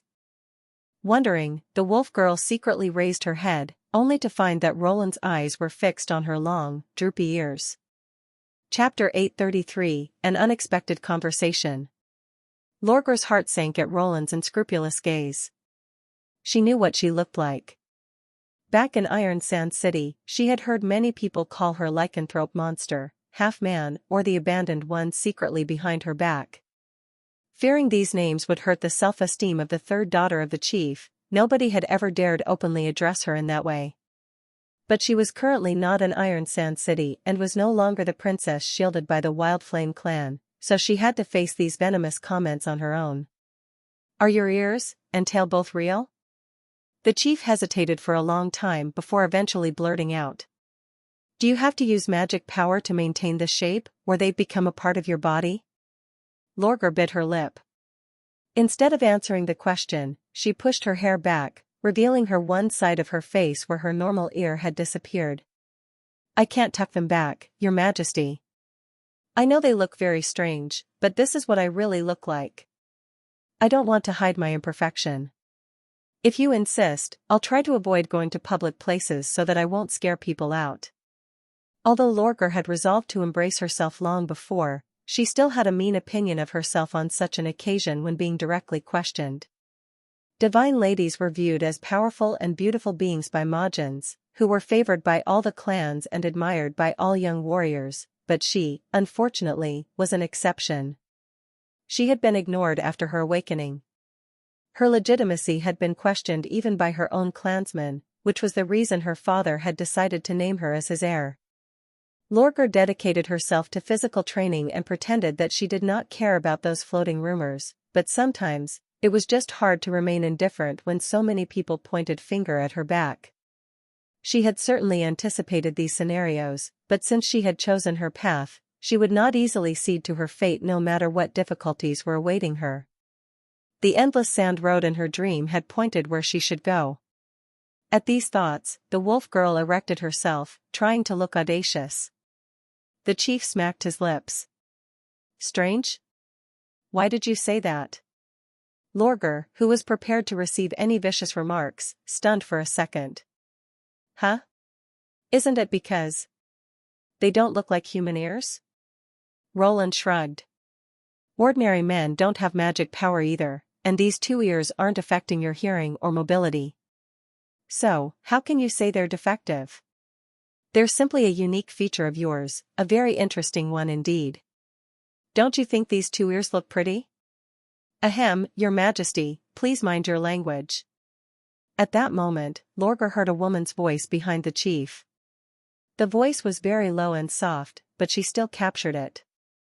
Yet she was, at that time, too absorbed in the chief's comment to think about anything else. Pretty? Lorgar had never associated herself with the word pretty. For a second, she failed to come up with an answer, her cheeks burning, her brooding courage almost gone. How is a half-man pretty? Anyway, I don't require you to conceal your face or wear a hoodie in public. You can do whatever you want. Roland went on, perhaps someone will point and stare at you at the beginning, but they'll get used to it eventually. One solution is to ask Soraya to draft a picture story book about you, or you can join Star Flower Troupe to star in a play and become an idol. This would be the fastest way for the public to get to know you. Lorgar was overwhelmed by a series of unfamiliar words like picture story book, Star Flower Troupe and idol. She stood rooted to the ground, failing to utter a word. Fortunately, Roland returned to their previous subject just in time. Right, Ashes told me that you came here to defend against demons? Relieved, the wolf girl answered, and also to train myself, Your Majesty. I've heard there's a witch called Miss Nana in Neverwinter who can treat any wounds inflicted during a battle. This is very important to a warrior. You must know that it's a warrior's dream to fight and gain combating experience without the fear of getting injured. Of course, I'll not only fight against your enemies but also bear all the medical expenses incurred. Roland nodded. I see. If you're willing to join the Witch Union, you'll have a big chance to fight. But I prefer to act alone, Your Majesty. Lorgar interrupted him quietly. Like a mercenary, I don't want to be distracted by anything other than fighting. She knew that was just an excuse. The reason behind her lie was that she wanted to have a better understanding of northern kingdoms before pledging alliance to the chief. Lorgar had not forgotten that she was essentially a sand nation.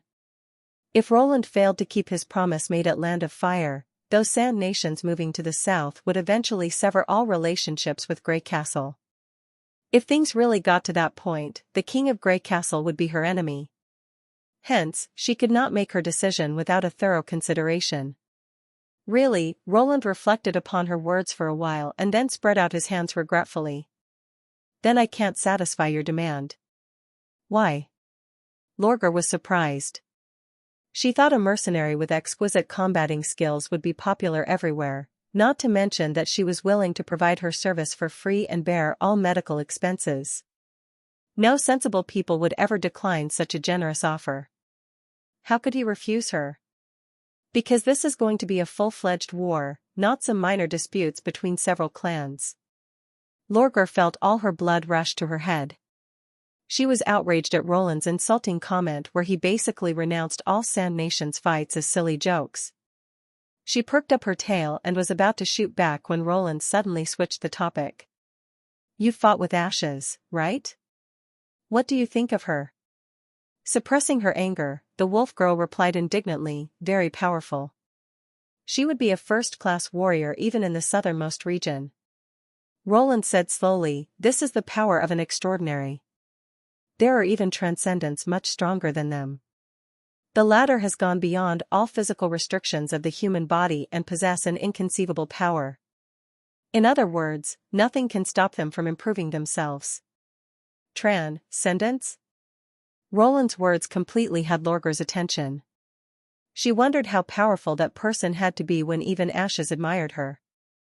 However, even with 3 transcendents, dozens of extraordinaries, and thousands of combat witches, we failed to stop demons, and a great empire thus collapsed overnight. Now, it's our turn. The chief's every single word seemed to directly go to her heart. The reason I declined your offer is very simple. This isn't a one-on-one duel but a fatal war between 2 civilizations. No matter how strong you are, individual operations won't work. More importantly, I don't want you to die for nothing. Chapter 834, Let's Drink and Celebrate. Lorgar did not know how she had exited the castle. She watched people pass by in a great haste, leaving her standing in the middle of the street at a loss. The encounter with the king was beyond her expectation in every aspect. She had thought the chief would have held a hostile attitude toward her because of her abnormal half-human appearance. An unkind king would not hesitate to conceal his feeling, whereas a calculating one would normally remain expressionless. However, she was certain that his attitude would change once he was informed of the purpose of her visit, because a free warrior was highly demanded everywhere, not to mention that she agreed to help Neverwinter defy demons. Who would decline such as a generous offer? Lorgar envisioned that she would then settle down in the castle area, living in a hotel in the inner city and be treated as a clan guest. During her stay, she would get acquainted with more witches, especially the ones with great combating skills, and obviously including Miss Nana. Although not everyone would like to know her, she believed there must be someone like her, who would like to advance their fighting techniques through dueling. This practicing method would benefit both parties and was certainly more efficient than punching sandbags. When she got everything ready, she would then go find demons to further challenge herself. Ashes told her that those enemies were all hiding in the uninhabited barbarian land in the northwest. Lorgar was not afraid of camping in the wild, nor did she care about the treachery of the enemy's hiding places, because wolves were the ruler of the wilderness. She believed her acute sense of smell and excellent hearing would help her locate their lair. But the truth was a total reverse of everything she had pictured. It was Lorgar's first time to hear somebody praise her ears and call them pretty since her awakening. Even her father, who had never been averse to her appearance, had never appreciated her look. Often he said, "You'll definitely be one of the most stunning girls in Iron Sand City if you don't have that deformity." Will wolf ears really look good on her? She had been so shocked by the unexpected comment that her head had been in the clouds during the latter half of the conversation. The chief had accepted her physical appearance but had refused her free service of fighting against demons. By the time she had left the castle, she had still not recovered from the blow. No, this is just a small defeat, Lorgar consoled herself. She patted her cheeks and took a deep breath. As long as she stuck to her path, nothing was impossible. Actually, when she thought it over, the rejection did not affect her initial plan very much. She could still explore the city, investigate demons, and get to know other witches, except that it would take a little longer than she had anticipated. Although Roland had rejected her, he did not impose any restrictions on her and even hinted that she was welcome to the Witch Union anytime if she changed her mind. Since Lorgar had decided to act alone, this would probably work better for her plan. At these thoughts, Lorgar pricked up her droopy ears, wagged her tail and clenched her fists. She thought to herself, that's right. If demons are really that strong, why did the chief build his king city here? If demons come from the northwest, the first human city they come across will be Neverwinter.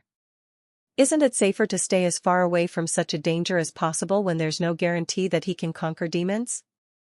The words "I don't want you to die for nothing" were probably a feigned kindness to dissuade her from challenging demons individually. Nobody knew who would gain the eventual victory until he tried out. If she really got injured, the chief would definitely ask Miss Nana to cure her, because if he did not, he would then break his own words. Princess Lorgar of the Wild Flame clan cheered up again after thinking over the matter in her head. She still had over 100 gold royals, more than enough to pay the hotel bills. Even if the medical expenses were insanely high, she did not think they would charge dozens of gold royals at a time. The money she currently owned would allow her to live here for several years without her worrying about expenses on food, drinks, clothing, herbs, and desert guides. She firmly believed that without the support of the King of Grey Castle, she would still be able to pick on demons by herself. Lorgar felt greatly relieved after she had a plan. She looked around, starting to study the boards that hung above the surrounding premises. Since she had determined to take things slow, the first thing she should do was to find a place of abode. As it was still bright and that she was not in a hurry, she decided to celebrate her safe arrival in the western region of Grey Castle in accordance with the customs of Irons and people of the Majin clan. A tavern thus became her first stop. No sooner had Lorgar set out than a pretty board caught her attention. On the wooden board was a lifelike drawing of several glasses, in which there were colorful drinks, topped with some fruits whose names she did not know. They appealed to her just by their looks. Underneath the glasses was the store's name, Evelyn's Complex Winehouse. At the end of the board was an additional line in a smaller font, new release of Chaos Drinks. 50% off on your first drink. Feel free to try out. Chaos Drinks? Lorgar's brow went up. She thought this was a pretty lame name, for the two words bore no relationship whatsoever. A person who had never tried it out might not know what kind of drink it was. No wonder they had to put it on sale to attract people. But the store name clearly suggested that it was a tavern. Since the name suggested multi-flavor drinks, Lorgar believed they must offer wines. Judging from the spacious, bright interior and customers coming and going, she concluded the drinks should not be too bad. Lorgar patted her money bag over her chest and headed to the tavern. She wasn't telling all the truth, Nightingale commented while chewing her dried fish, especially the part concerning the reason she refuses to join the Witch Union. I could sense a great fluctuation in her emotions. To make sure, it'd be better to ask Wendy to conduct a 10-question test. Roland shook his head in amusement. That's the screening procedure for an applicant. She hasn't even submitted her application to join the Witch Union, so there's no need to probe into her background. Plus, Lorgar came to Neverwinter to fight against demons and train herself, of which, you're positive, right? She didn't lie on that for sure. Nightingale twitched her lips. So that's it.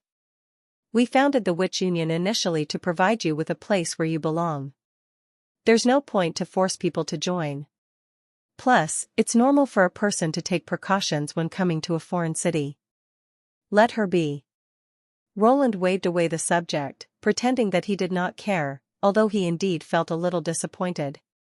He had an urge to stroke the wolf girl, particularly when he saw her twitchy, fluffy, long ears. Also, her waggy tail intrigued him a great deal. Roland wondered whether his strength would leave him as it did in the modern world when he touched the root of the tail. But he managed to suppress his incessant crazy ideas in the end. He had to act accordingly with a majestic air, definitely not because of the presence of Nightingale, but because he was a king. While Roland was thinking about checking upon the construction of the miracle building at the scene, Barav, the city hall director, suddenly knocked on the door and presented himself.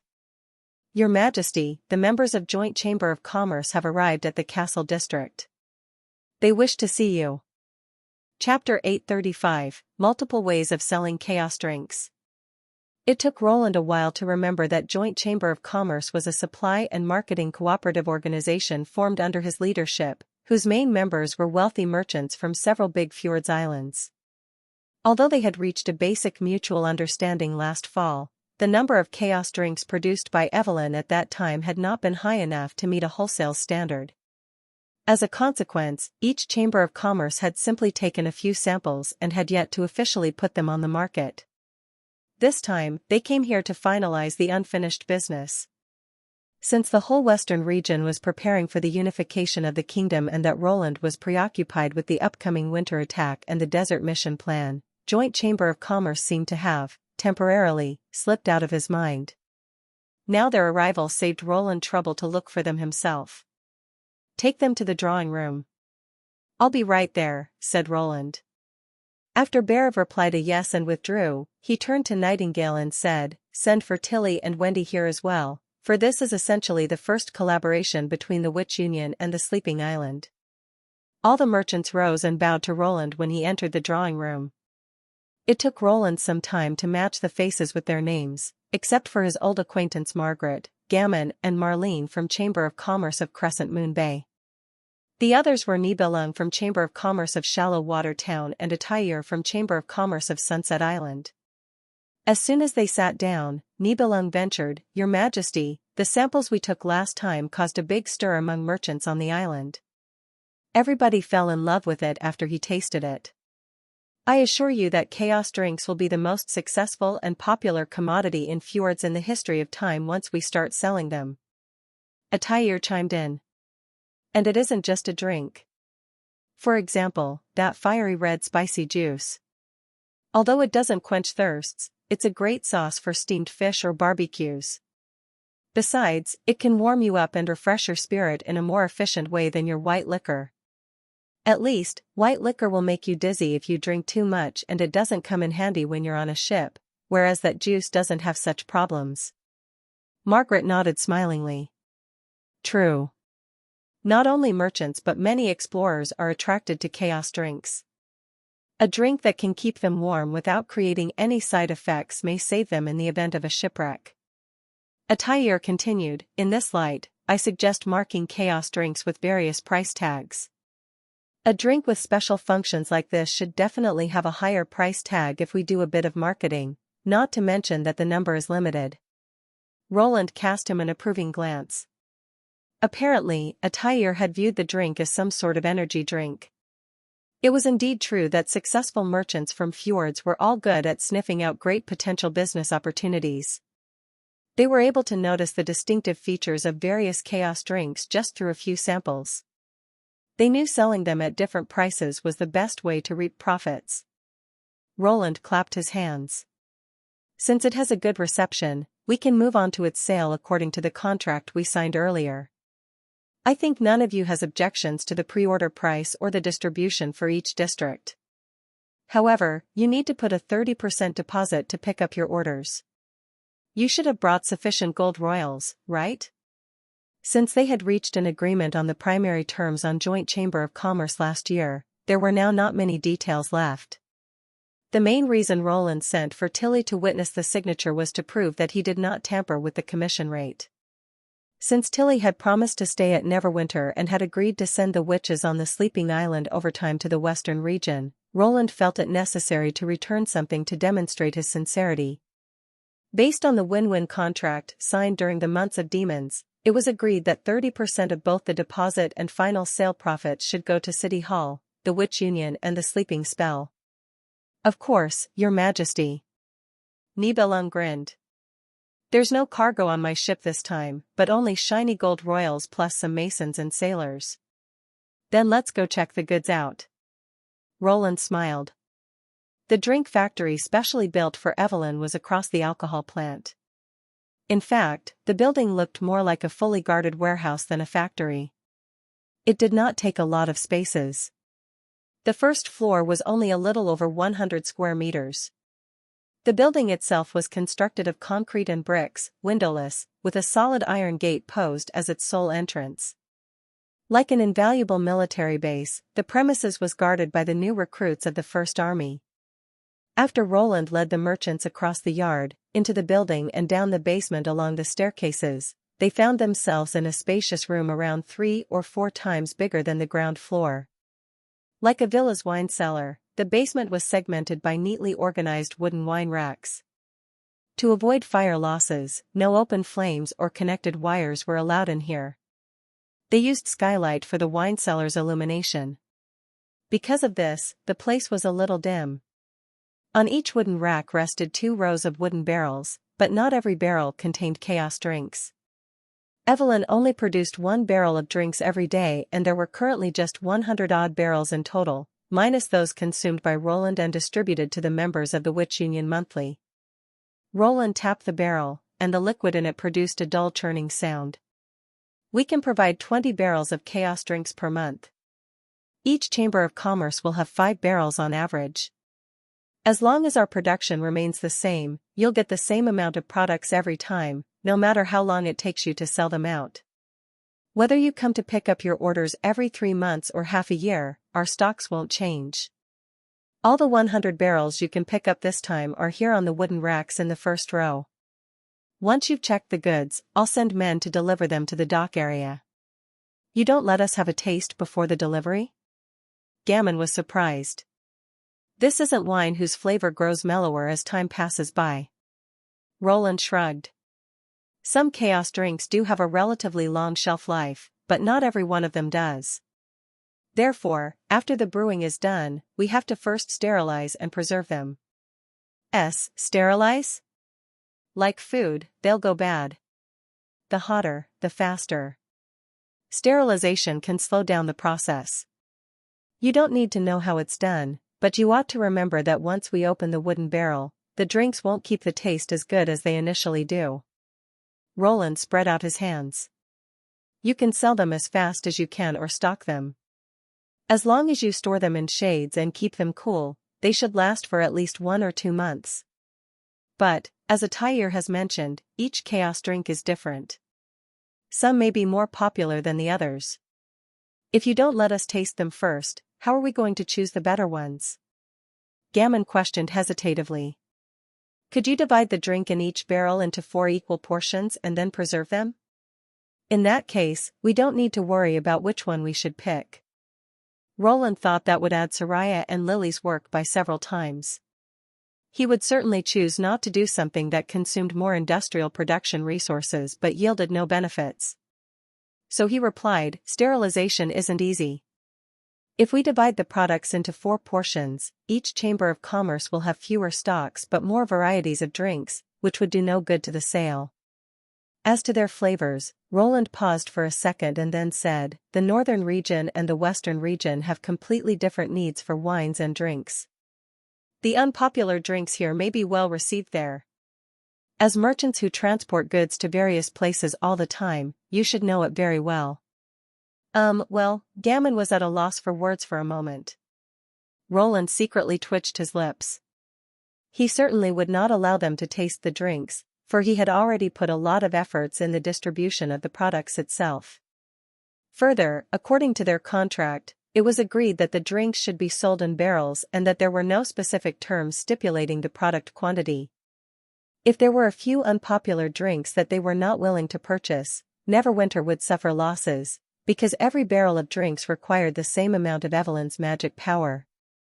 Anyway, the flavor isn't the point, but your selling method is. You should get most out of each drink and find your niche. Roland tapped the barrels again. Well, come pick the chaos drinks you like.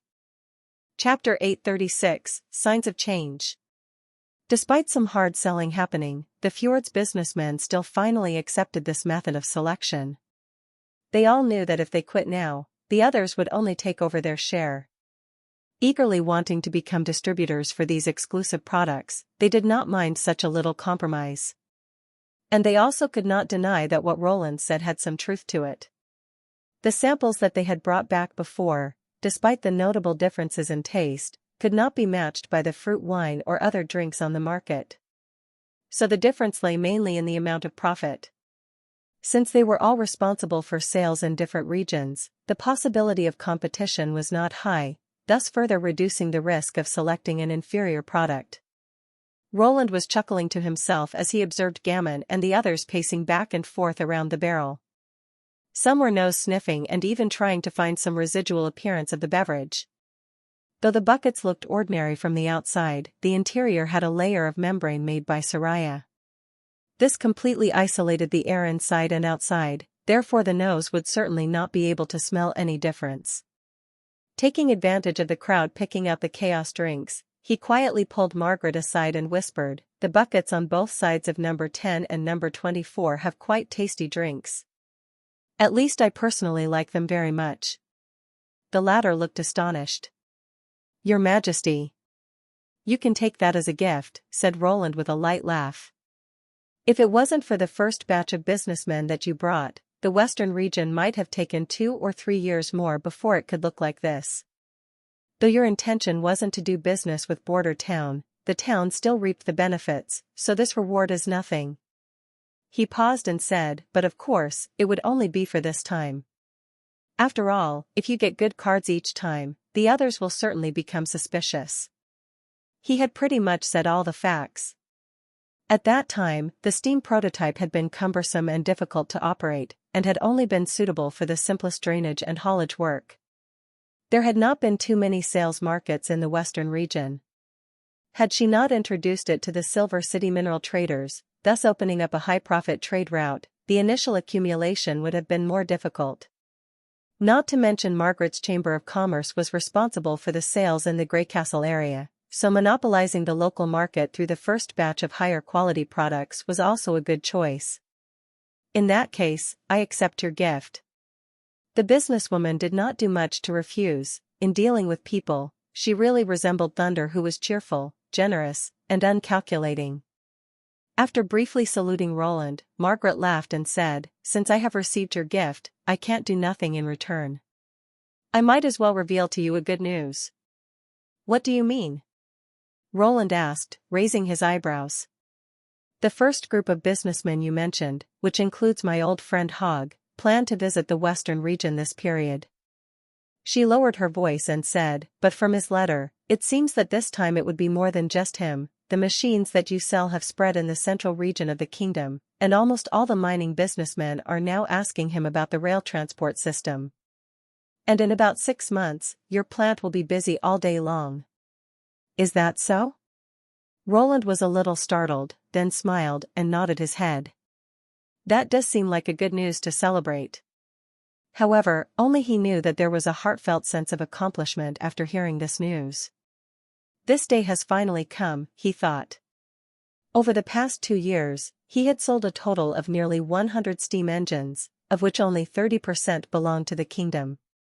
At the beginning of the establishment of Greycastle Industrial Company, the monthly output was only an appalling 2 or 3 units. This output could hardly meet the demand of his own domain, but he still sold a part of it to Silver City. He had been looking forward to this day. Such a scarce source of power is almost negligible for the Industrial Revolution, but it was a sign of a change from manpower to machinery and of a new mode of production. When everyone noticed the power of this new source of energy and wanted to follow suit, the change would start. He believed that this interest-based change was almost impossible to stop. Its effect would be more than 10 million times better than just selling and promoting products, and its energy would be enough to change the whole era. Today, Neverwinter was no longer like before. The output of one day in an industrial park today was equivalent to 1 month's output in the past. After the plants adopted 3 shifts, it would grow even more. Most importantly, a large number of apprentices who had received elementary education were steadily turning into workers. They had never touched a hammer nor built a sword, but had learned how to use machinery to produce machines. As long as the time was ripe, there would be an unprecedented eruption of productivity in Neverwinter in this era. From Margaret's news, Roland seemed to envision that this moment was now not far away from him. 2 days later, the Fjords merchants left Neverwinter with their selection of chaos drinks, and Berev eagerly went into Roland's office with a thick pile of books. Judging from the chief's smiling expression that almost covered his eyes, Roland knew that the results this time must have been quite good. However, after opening the statistics sheet, he did not linger on the deposit amount but instead focused his attention on the new arrivals. According to the agreement of the last meeting, Sunset Island and Shallow Water Town would each provide 300 craftsmen in exchange for completing the transformation of the paddle steamer in 5 years. The wealthy Crescent Moon Bay was even more direct and used 2,000 people and 50,000 gold royals to purchase a steel ship with no sails. Although both were aiming to get the knowledge of shipbuilding technology, Roland did not care about this and instead treated it as a bargaining chip. As long as they were willing to leave their people in his city, he would be fine with giving them not only manufacturing methods and techniques, but even design drawings. Therefore, they also made a lot of effort this time. According to Berev's statistics, the number of craftsmen brought by the Fjords trip was 10% to 20% more than the agreed number. Most of them were old-timers with many years of experience in shipbuilding and carpentry, hence its intention was self-evident. Neverwinter did not prohibit technical skills from being mastered by other cities. This meant that when the contract was completed, other than those who were treated as part of the transaction, the others would learn all the skills and return to the Fjords. Unfortunately, they did not understand the technical terms of the new era. Roland could not help but raise the corners of his mouth. The people of the Fjords would soon realize that if they wanted to produce their own steamship, they would have to buy raw materials, equipment, key parts, and components from Neverwinter. In the end, they would only be more dependent on Grey Castle, like small countries without complete industrial capabilities in the modern world where he had lived. He lifted the quill, drew a circle below the total number of these tradesmen, and returned the statistics sheet to Berev. Help the arrivals to settle in and call Carl Van Bate so that together you can make a financial plan based on what the industrial park is doing right now, said Roland. We have to build a few more plants. Chapter 837, Letter to the Sleeping Island. Tilly was at her desk, writing a secret letter meant for the inhabitants of the sleeping island. Since she would be using the carrier pigeon, she had to reduce the size of the letter, and use the most concise language to express herself. The content was actually not complicated and could be completed in 2 to 3 sentences, but, somehow, she could not stop writing. She was in an uncontrollable mood and felt like she was writing a long family manual. Letting her thoughts run wild was certainly a rare occurrence for her. However, Tilly unexpectedly found out that it was not a bad feeling to do so. Since it was not a matter of life and death, she decided to go with this feeling. Slim ink marks slowly moistened the letter, and she could not help but feel a sense of warmth. Dear Camilla. The months of demons is now over and the western region is calm again. Victory Day celebrations were particularly interesting. Do you remember the hot pot that I told you about? Roland moved this cooking method to the town square, with 4 huge woks of boiled soup, and then the meat, vegetables, whole chicken, and bird beak mushrooms were thrown into the soup. The fragrance could be smelt across the other side of Redwater River. He also said the pot was a feature of Neverwinter that definitely had to be tasted. With Roland's encouragement, everyone put all kinds of food in their pots. I have to say that with a thick soup, no matter what I ate, my mouth was full of flavor. There was no difference between City Hall officials, the Witch Union, or ordinary subjects. This scene would have been impossible in the past. It is hard to imagine that a cruel war that will determine the fate of the world will follow this passionate scene. It is also precisely because of this, that this kind of joy was especially precious.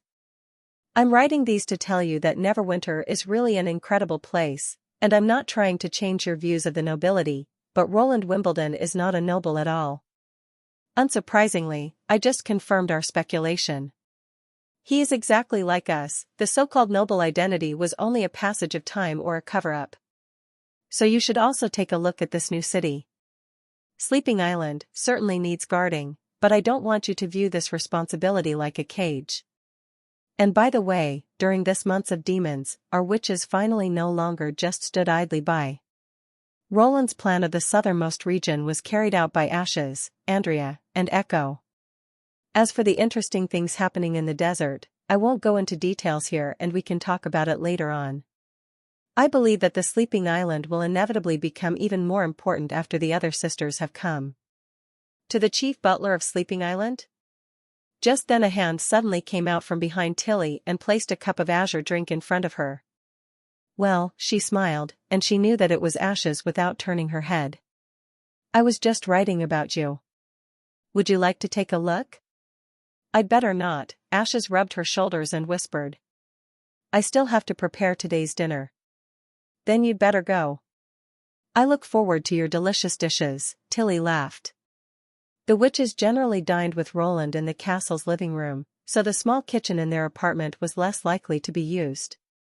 But since they had been separated for months, Ashes wanted to share their dinner alone, and of course she would not refuse. Not to mention that Ashes also mysteriously claimed to have obtained a magical condiment from the southernmost region. After she drank the chaos drink that was refreshing as an ice spring, she then continued writing. After chit-chatting so much, now let's talk about serious stuff. According to my agreement with him, spring is when the relocation will take place. The time has come for action, and my idea hasn't changed. Everything has gone as expected and even more perfectly than anticipated, hence we should just follow the plan. I believe you are already well prepared. After the months of demons ends, the fjord's trade roads will soon be busy and I'm afraid it will be difficult to hire enough ships and sailors.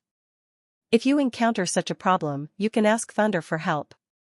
He's currently seeking sealing adventurers, so ships and people are not a problem. Before the steel ship that Roland built for him is ready, Thunder will remain at the fjords. As long as we can get in contact with him, he will surely help us. In addition, do not forget to advertise to the lords and merchants of Fjord Islands about our whereabouts. Also, inform them that the sleeping spell will continue to be open to all. Don't worry that, after the relocation, part of the witches will be too far away from the fjords. Now that Western Region's shallow beach has been put into use, and Roland also intends to build a new port in the Endless Cape for replenishment, this means Neverwinter vessels can easily reach the fjords. I have a hunch that it will not take long before this route becomes the busiest trade route between the mainland and the islands. It will become a normal thing to cross the straits, especially once the converted paddle steamer in the harbor is completed. It is important to remember this, Camilla. Migration to the Western region does not mean giving up the sleeping island. Neverwinter is the front line against the demons and the most dangerous place once the Battle of Divine will starts. As a part of humanity, we should try our best to make a contribution to fight against the enemy. Even Roland cannot guarantee victory. When the Western region is captured by the enemy, the only place we can go to would be the Fjords Islands. Although it would be better if such a thing did not happen. Anyway, we still have hope as long as the sleeping island is still there. Take care. Tilly Wimbledon. Princess Tilly let out a deep breath after writing. Camilla Derry, originally a noble of the old king's city, knew quite well the dirty secrets among the nobility and that caused her to completely lose faith in them. Although Camilla still supported all the decisions she had made, the last time that they had spoken, the housekeeper had faintly hinted that she would stay behind in the sleeping island forever. However, Tilly felt that although Sleeping Island was important, it should not be a place to stay alone. The guardians could take turns, and everyone should have the opportunity to come to Grey Castle to re-experience normal life. This was what she would like to see. Of course, this letter might not completely convince Camilla, but as more and more witches came to the Western region, she believed that Camilla would change her original view. Tilly put down the quill, rolled the paper into a circle of paper, and then fastened the string. When Honey was called over, she was shocked to see 5 or 6 scrolls of paper on the table. "Will they be sent to the sleeping island?" she asked. "Yes, and all of them have to be sent to Camilla," said Tilly, nodding her head. "Is that too much?" "It doesn't matter, since it's Your Highness Tilly's letter, it'll have to be sent no matter what." Honey patted her chest and said, "Now I'll go to catch 2 seabirds for you. Whether it's a secret document or even a honey-grilled fish, it can also be sent." Looking at the girl jumping up and down as she left the room, Princess Tilly could not help but walk to the window and look towards the direction of the fjords. Before long, the witches that were forced to leave their homeland would once again set foot on this piece of land. Starting with Neverwinter, everything thought about witches would change for the better. By that time, the western region would be even more livelier than it was now. She was sincerely looking forward to that day. Chapter 838, A Special Day. When the sky was just turning white, Broken Sword was already completely awake. She stood up, walked to the window and pushed it open. The slightly chilly morning breeze suddenly poured into the room, bringing with it a chill of melting snow, with the fragrance of the coming spring. The faint blue sky was not yet completely illuminated, but from the sparse clouds, it could be seen that today would be a good day. After putting on her clothes, she walked to the living room and discovered that a plate of roasted nuts and a can of vegetable soup were already laid out on the table for 4 people. Amongst them, Annie always got up early, and would not only be the first to finish washing, she would also occasionally make breakfast. After they officially joined the Witch Union, they moved from the Foreign Affairs building to the Witch building and could have their meals any time at the castle, but Annie still chose to prepare breakfast herself sometimes. In the first month after receiving her salary, she went to the convenience market to buy cooking materials such as firewood, butter, and salt. She also went to the wild to collect some wild fruits and vegetables every week. Broken Sword curiously asked why she did so, and Annie's answer was simple. She said survival in the wilderness was a skill, and if not practiced for a long time, it would be forgotten. If it was time to escape again, how could they ensure survival? Broken Sword could not understand why Annie was always ready to wander. But having said that, occasionally tasting these wild fruits was not bad.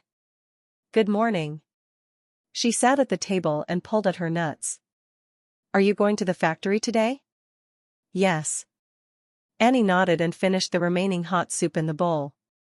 "There are some big objects that can't be pushed out by the workers. The machine can't plug in that big thing, and it can only be joined by small iron pieces. Miss Anna was doing it all before, but it's all up to me now." From her voice, Broken Sword could hear a trace of vague satisfaction and sense of accomplishment, which was probably the most significant change since the 4 came to Neverwinter. Their ability was no longer something meaningless. Working for His Majesty and getting paid was like a craft. The experience of relying on oneself instead of swindling or relying on the charity of others gave Broken Sword a sense of being reborn. She believed that Annie had the same feeling, or she would not get up early every day and be the first to head to the factory, even without any pressure to survive. But today was a special day. "Don't forget that today, hero." "I know." Annie looked a lot more serious. "Rest assured, I'll finish my chores earlier and come in time." Broken Sword became more relieved. "Well, she can feel more at ease with you around. Then I'll make a move first." She got up and left. "Go, I'll take care of Hero. The hot water is in the kitchen and the rest is up to you." Annie did not speak much and quickly left home. Broken Sword went to the kitchen to get a basin of hot water after eating her share. She crept lightly into Hero's bedroom. As Hero had lost her legs, she would still sleep with Annie even if there were enough rooms. In the daytime, the other 3 witches would take turns to take care of her. Miss Iffy and Lady Wendy would also come to help sometimes. What was surprising to her was that Hero was already awake and sitting on the bed. She was looking out at the brightness through the window. The soft shimmer of her lilac hair and fair complexion made her look extremely pleasant. And under this light, it was hard to imagine how brutal a treatment she had been subjected to. However, Broken Sword quickly regained her senses and realized that Hero might not be as calm as she looked on the surface. That could be why she woke much earlier than usual. "Good morning," she said. "Ah, good morning," said Hiro, as if she was recovering from a daze, and said apologetically, "Sorry to trouble you again." "It's no trouble at all," said Broken Sword, sticking out her tongue. "No one would think so.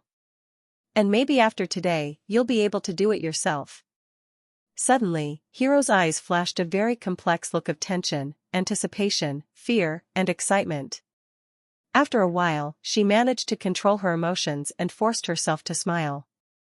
"I don't know if I can. I have forgotten completely the feeling of walking, even if in a dream. She bit her lip and continued, "I can only crawl forward. So you can learn from the beginning."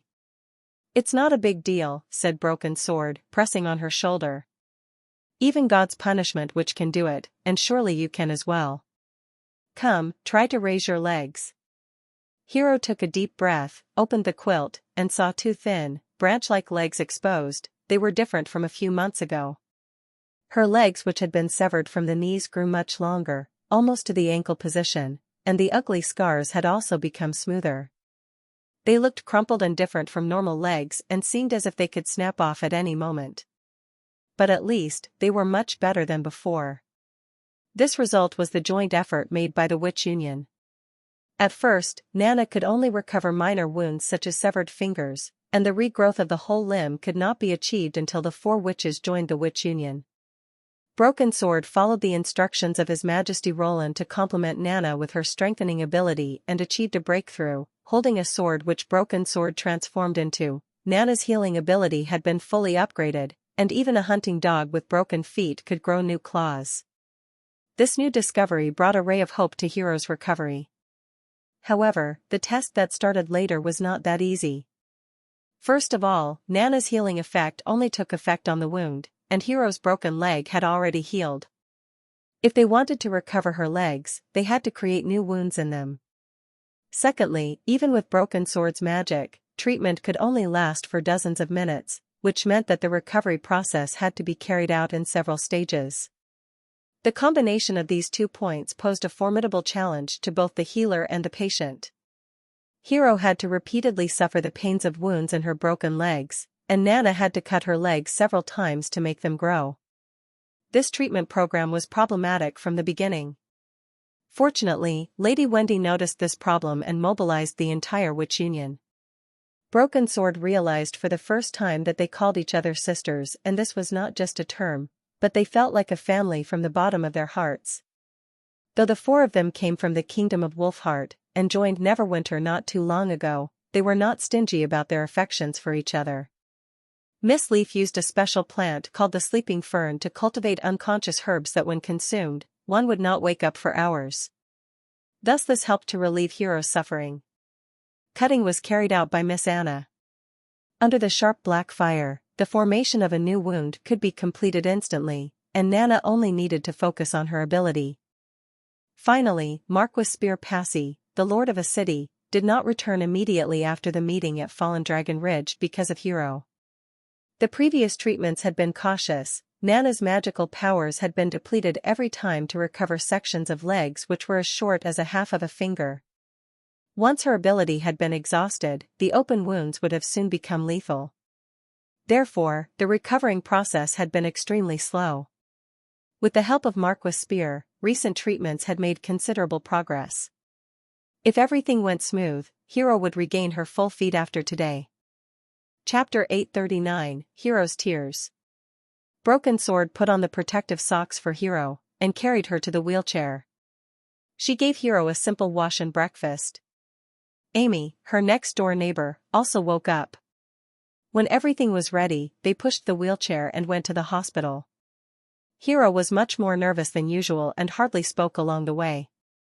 Fortunately, Amy helped to make the atmosphere more lively, so that the tension would not affect Broken Sword. As for Amy herself, probably optimism was her nature, so she could smile at any moment, even when she was fleeing to the Kingdom of Dawn. This always made Broken Sword envious. It was almost 9 a.m. when they arrived at the hospital. When they had just entered the courtyard, the 3 of them saw Lady Wendy waiting at the entrance. No, not only Wendy, but there were also Scroll, Anna, Leaf, Mystery Moon, and Lily. Almost all of the Witch Union members were gathered there waiting for their arrival. Although she was not the patient, Broken Sword still felt a sudden surge of warmth. She even felt her eyes getting sour and tearing up. There was a slight tremor in the wheelchair and she knew that Hero was becoming emotional. His Majesty and Marquis Spear have been waiting for you in the medical room, Wendy said with a smile, touching Hero's head. Don't worry, you'll regain your freedom soon. His Majesty? Broken Sword sounded surprised. His Majesty Roland has come? Who else could it be? Exclaimed Mystery Moon. Only His Majesty could make Lily put down her microscope and the weird worms. Don't talk nonsense. Lily shouted and tried to cover Mystery Moon's mouth. This made the three chuckle, and eased their nervous mood a little. Wendy shook her head reluctantly. Let's not let His Majesty wait too long. Broken Sword pushed the wheelchair into the medical room, and after saluting the king and the Marquis, carefully carried Hero to the bed. Just as Hero was about to take the herb, Annie finally rushed over. She grasped Hero's hand gently, just like in the past, and said, I'll be here until you wake up. This sentence seemed to have an incredible magic, as Broken Sword saw the girl finally settle down on the bed. On the long flight to the Kingdom of Dawn, it was Annie who had been busy taking care of these three girls that had no experience of the wild and had brought them safely there. In the process, they had all regarded Annie as the backbone, believing that as long as she was there, any problems could be solved. Shortly after swallowing a pill, Hero fell asleep. Let's get started, Wendy said to Broken Sword. She nodded and closed her eyes. In an instant, the five senses disappeared instantly, just as if they'd been thrown into the void. However, this feeling lasted only for a few moments, and soon she watched things around again, through the eyes of Miss Nana. Her experience after exerting the ability was amazing, and she could even see herself as a short, thin dagger, with vibrant, greenish soft lights flowing between the blade. This willow-like dagger was a suggestion made by His Majesty. He said waving a sword in front of the bed was too weird, and it would be better if she could become a short dagger. He also gave this kind of weapon a weird name, a scalpel. Suddenly, a surging magic burst into her body, and her sense of fullness made her start to hum. Of course, only the girl holding her could hear this slight moan. Still very uncomfortable? Nana brought the scalpel in front of her. Much better than the previous ones, Broken Sword took a deep breath, though it was only her subconscious move. After all, the weapon did not breathe. It doesn't matter. I can stand it. Feel free to use it. This powerful magic Broken Sword felt came from Leaf when Spear Passy connected the two of them together. Fortunately, Miss Leaf's ability itself had the characteristics of vitality and moisture, so after adaptation it would not be too uncomfortable. This was unlike Anna's black fire, which was hard, sharp and cold, as if it were covered with steel needles. This, plus her magic capacity, was almost unbearable for Broken Sword. Therefore, when working with witches, only a few cooperated with Miss Anna. After becoming a blade, she could have a conscious connection with the user but also became faintly aware that the witch's magic and her own character were not unrelated. Most witches' temperament could always be felt from the fluctuation of magic. So it was very difficult to understand how Anna, who looked so approachable and smart, though she spoke very little, could give her such a feeling magically. Anna removed Hero's socks, and her fingertips showed a dark, thin line that bound her legs like a rope. Broken Sword could not help but shiver. She had seen it with her own eyes, that when necessary, this black fire was able to instantly melt the metal and burn it up. But for now it felt just like Anna's magical power, a hard and cold icy filament. The black line soon vanished, and Broken Sword knew it had shrunk into a tiny black spot. In this shrinking process, in which the skin, blood vessels, and bones were neatly cut, because the cutting surface was too flat, so it took a while before a circle of bloodstains gradually emerged. The sliced amputated limb was less than a finger thick, and Nana already stripped off the epidermis, driving the magic to wrap the wound. Broken Sword has seen the next treatment many times. Bloody red wounds began to grow forward under the old skin and grow out new pink skin. The magic of the two bodies also flew quickly. Without a steady input from Leaf, they would soon be depleted. About half an hour later, a complete pair of feet finally appeared in front of everyone. Nana's energy also reached its limit, throwing off the scalpel. She was holding the bed and gasping with her forehead covered with fine sweat beads. And Broken Sword was not much better. The whole process for her was like constantly inflaming the internal organs. Even after the restoration of the original appearance, the whole body was still sore. The little girl was brought by Wendy to the next room to take a break, but Broken Sword insisted on staying. She wanted to be with Annie and Amy, to see Hero wake up for the first time. After the sleeping fern's effects faded, Hero slowly opened her eyes.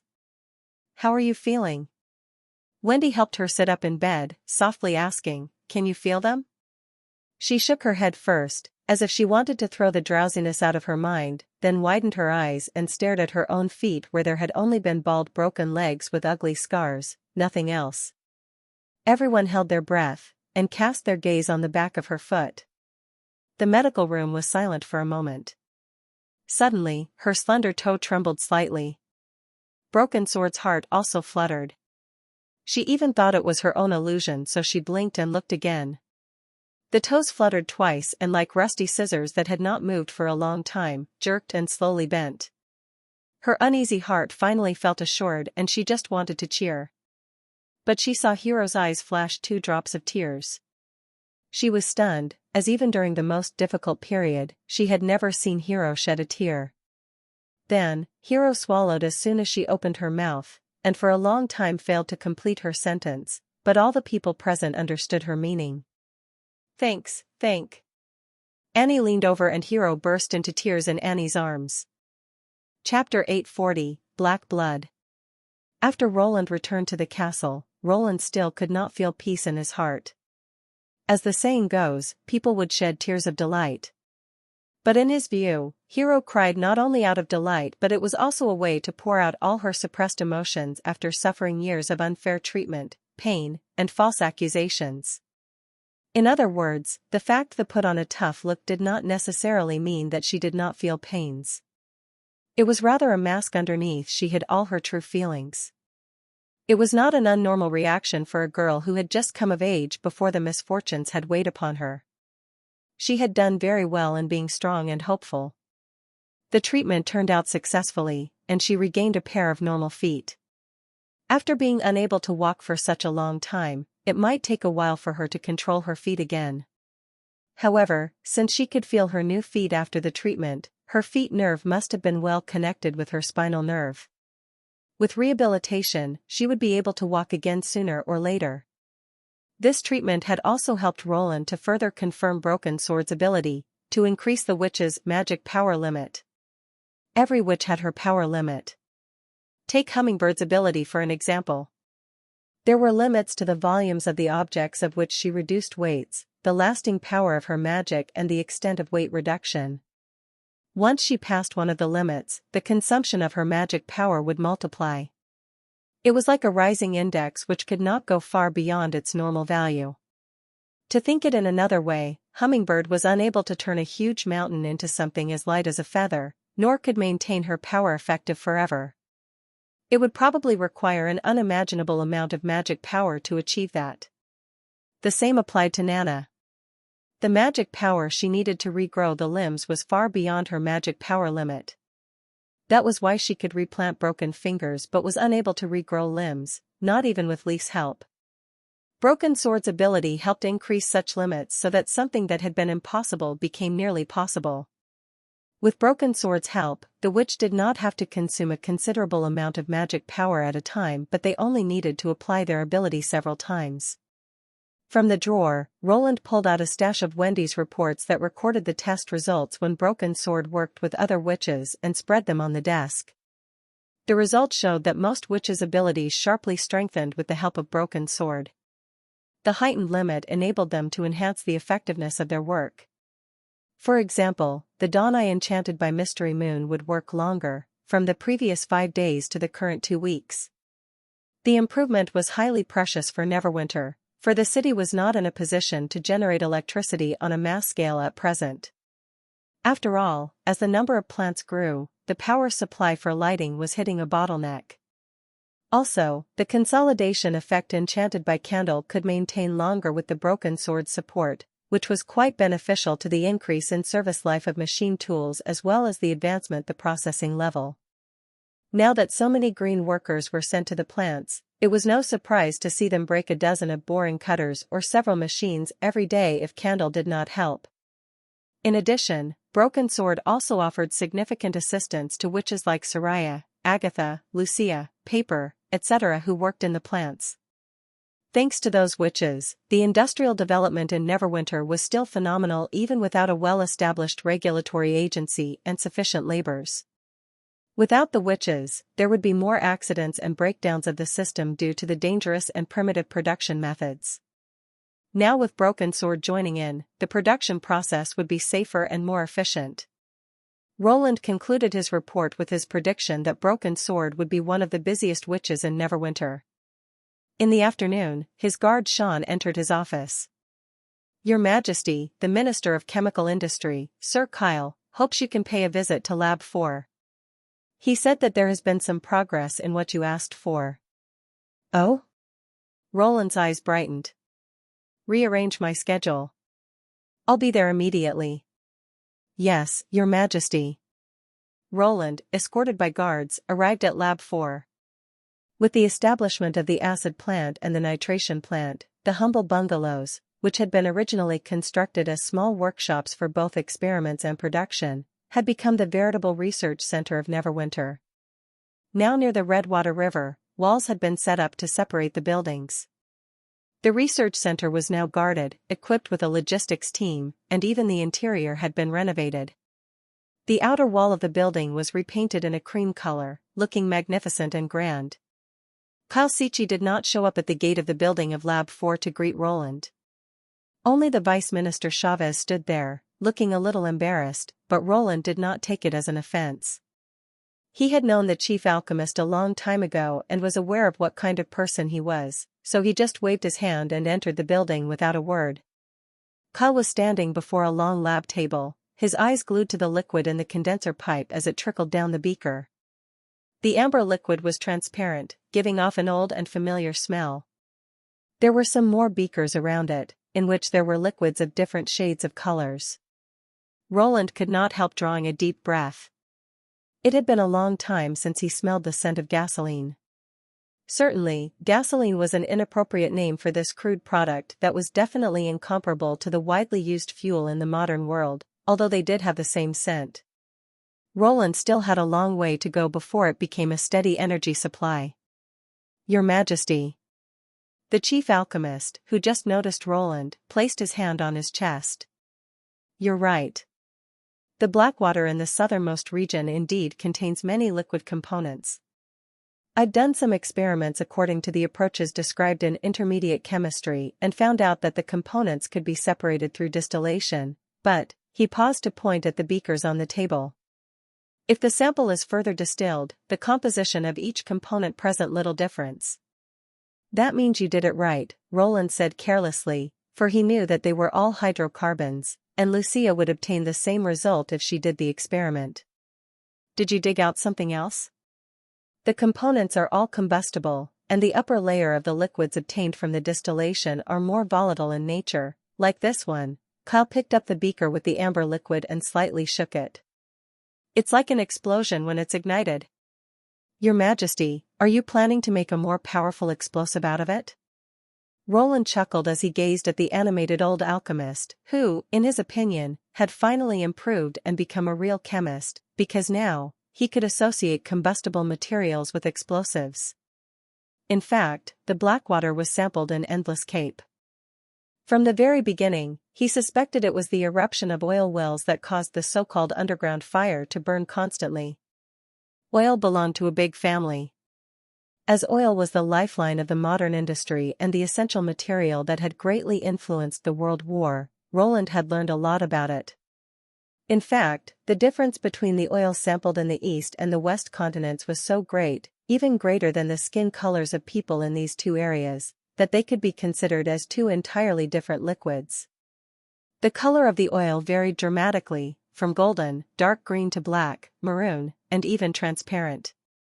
Some of the oil was as runny as water, while some thick and sticky, some could not be burned directly, while some highly inflammable.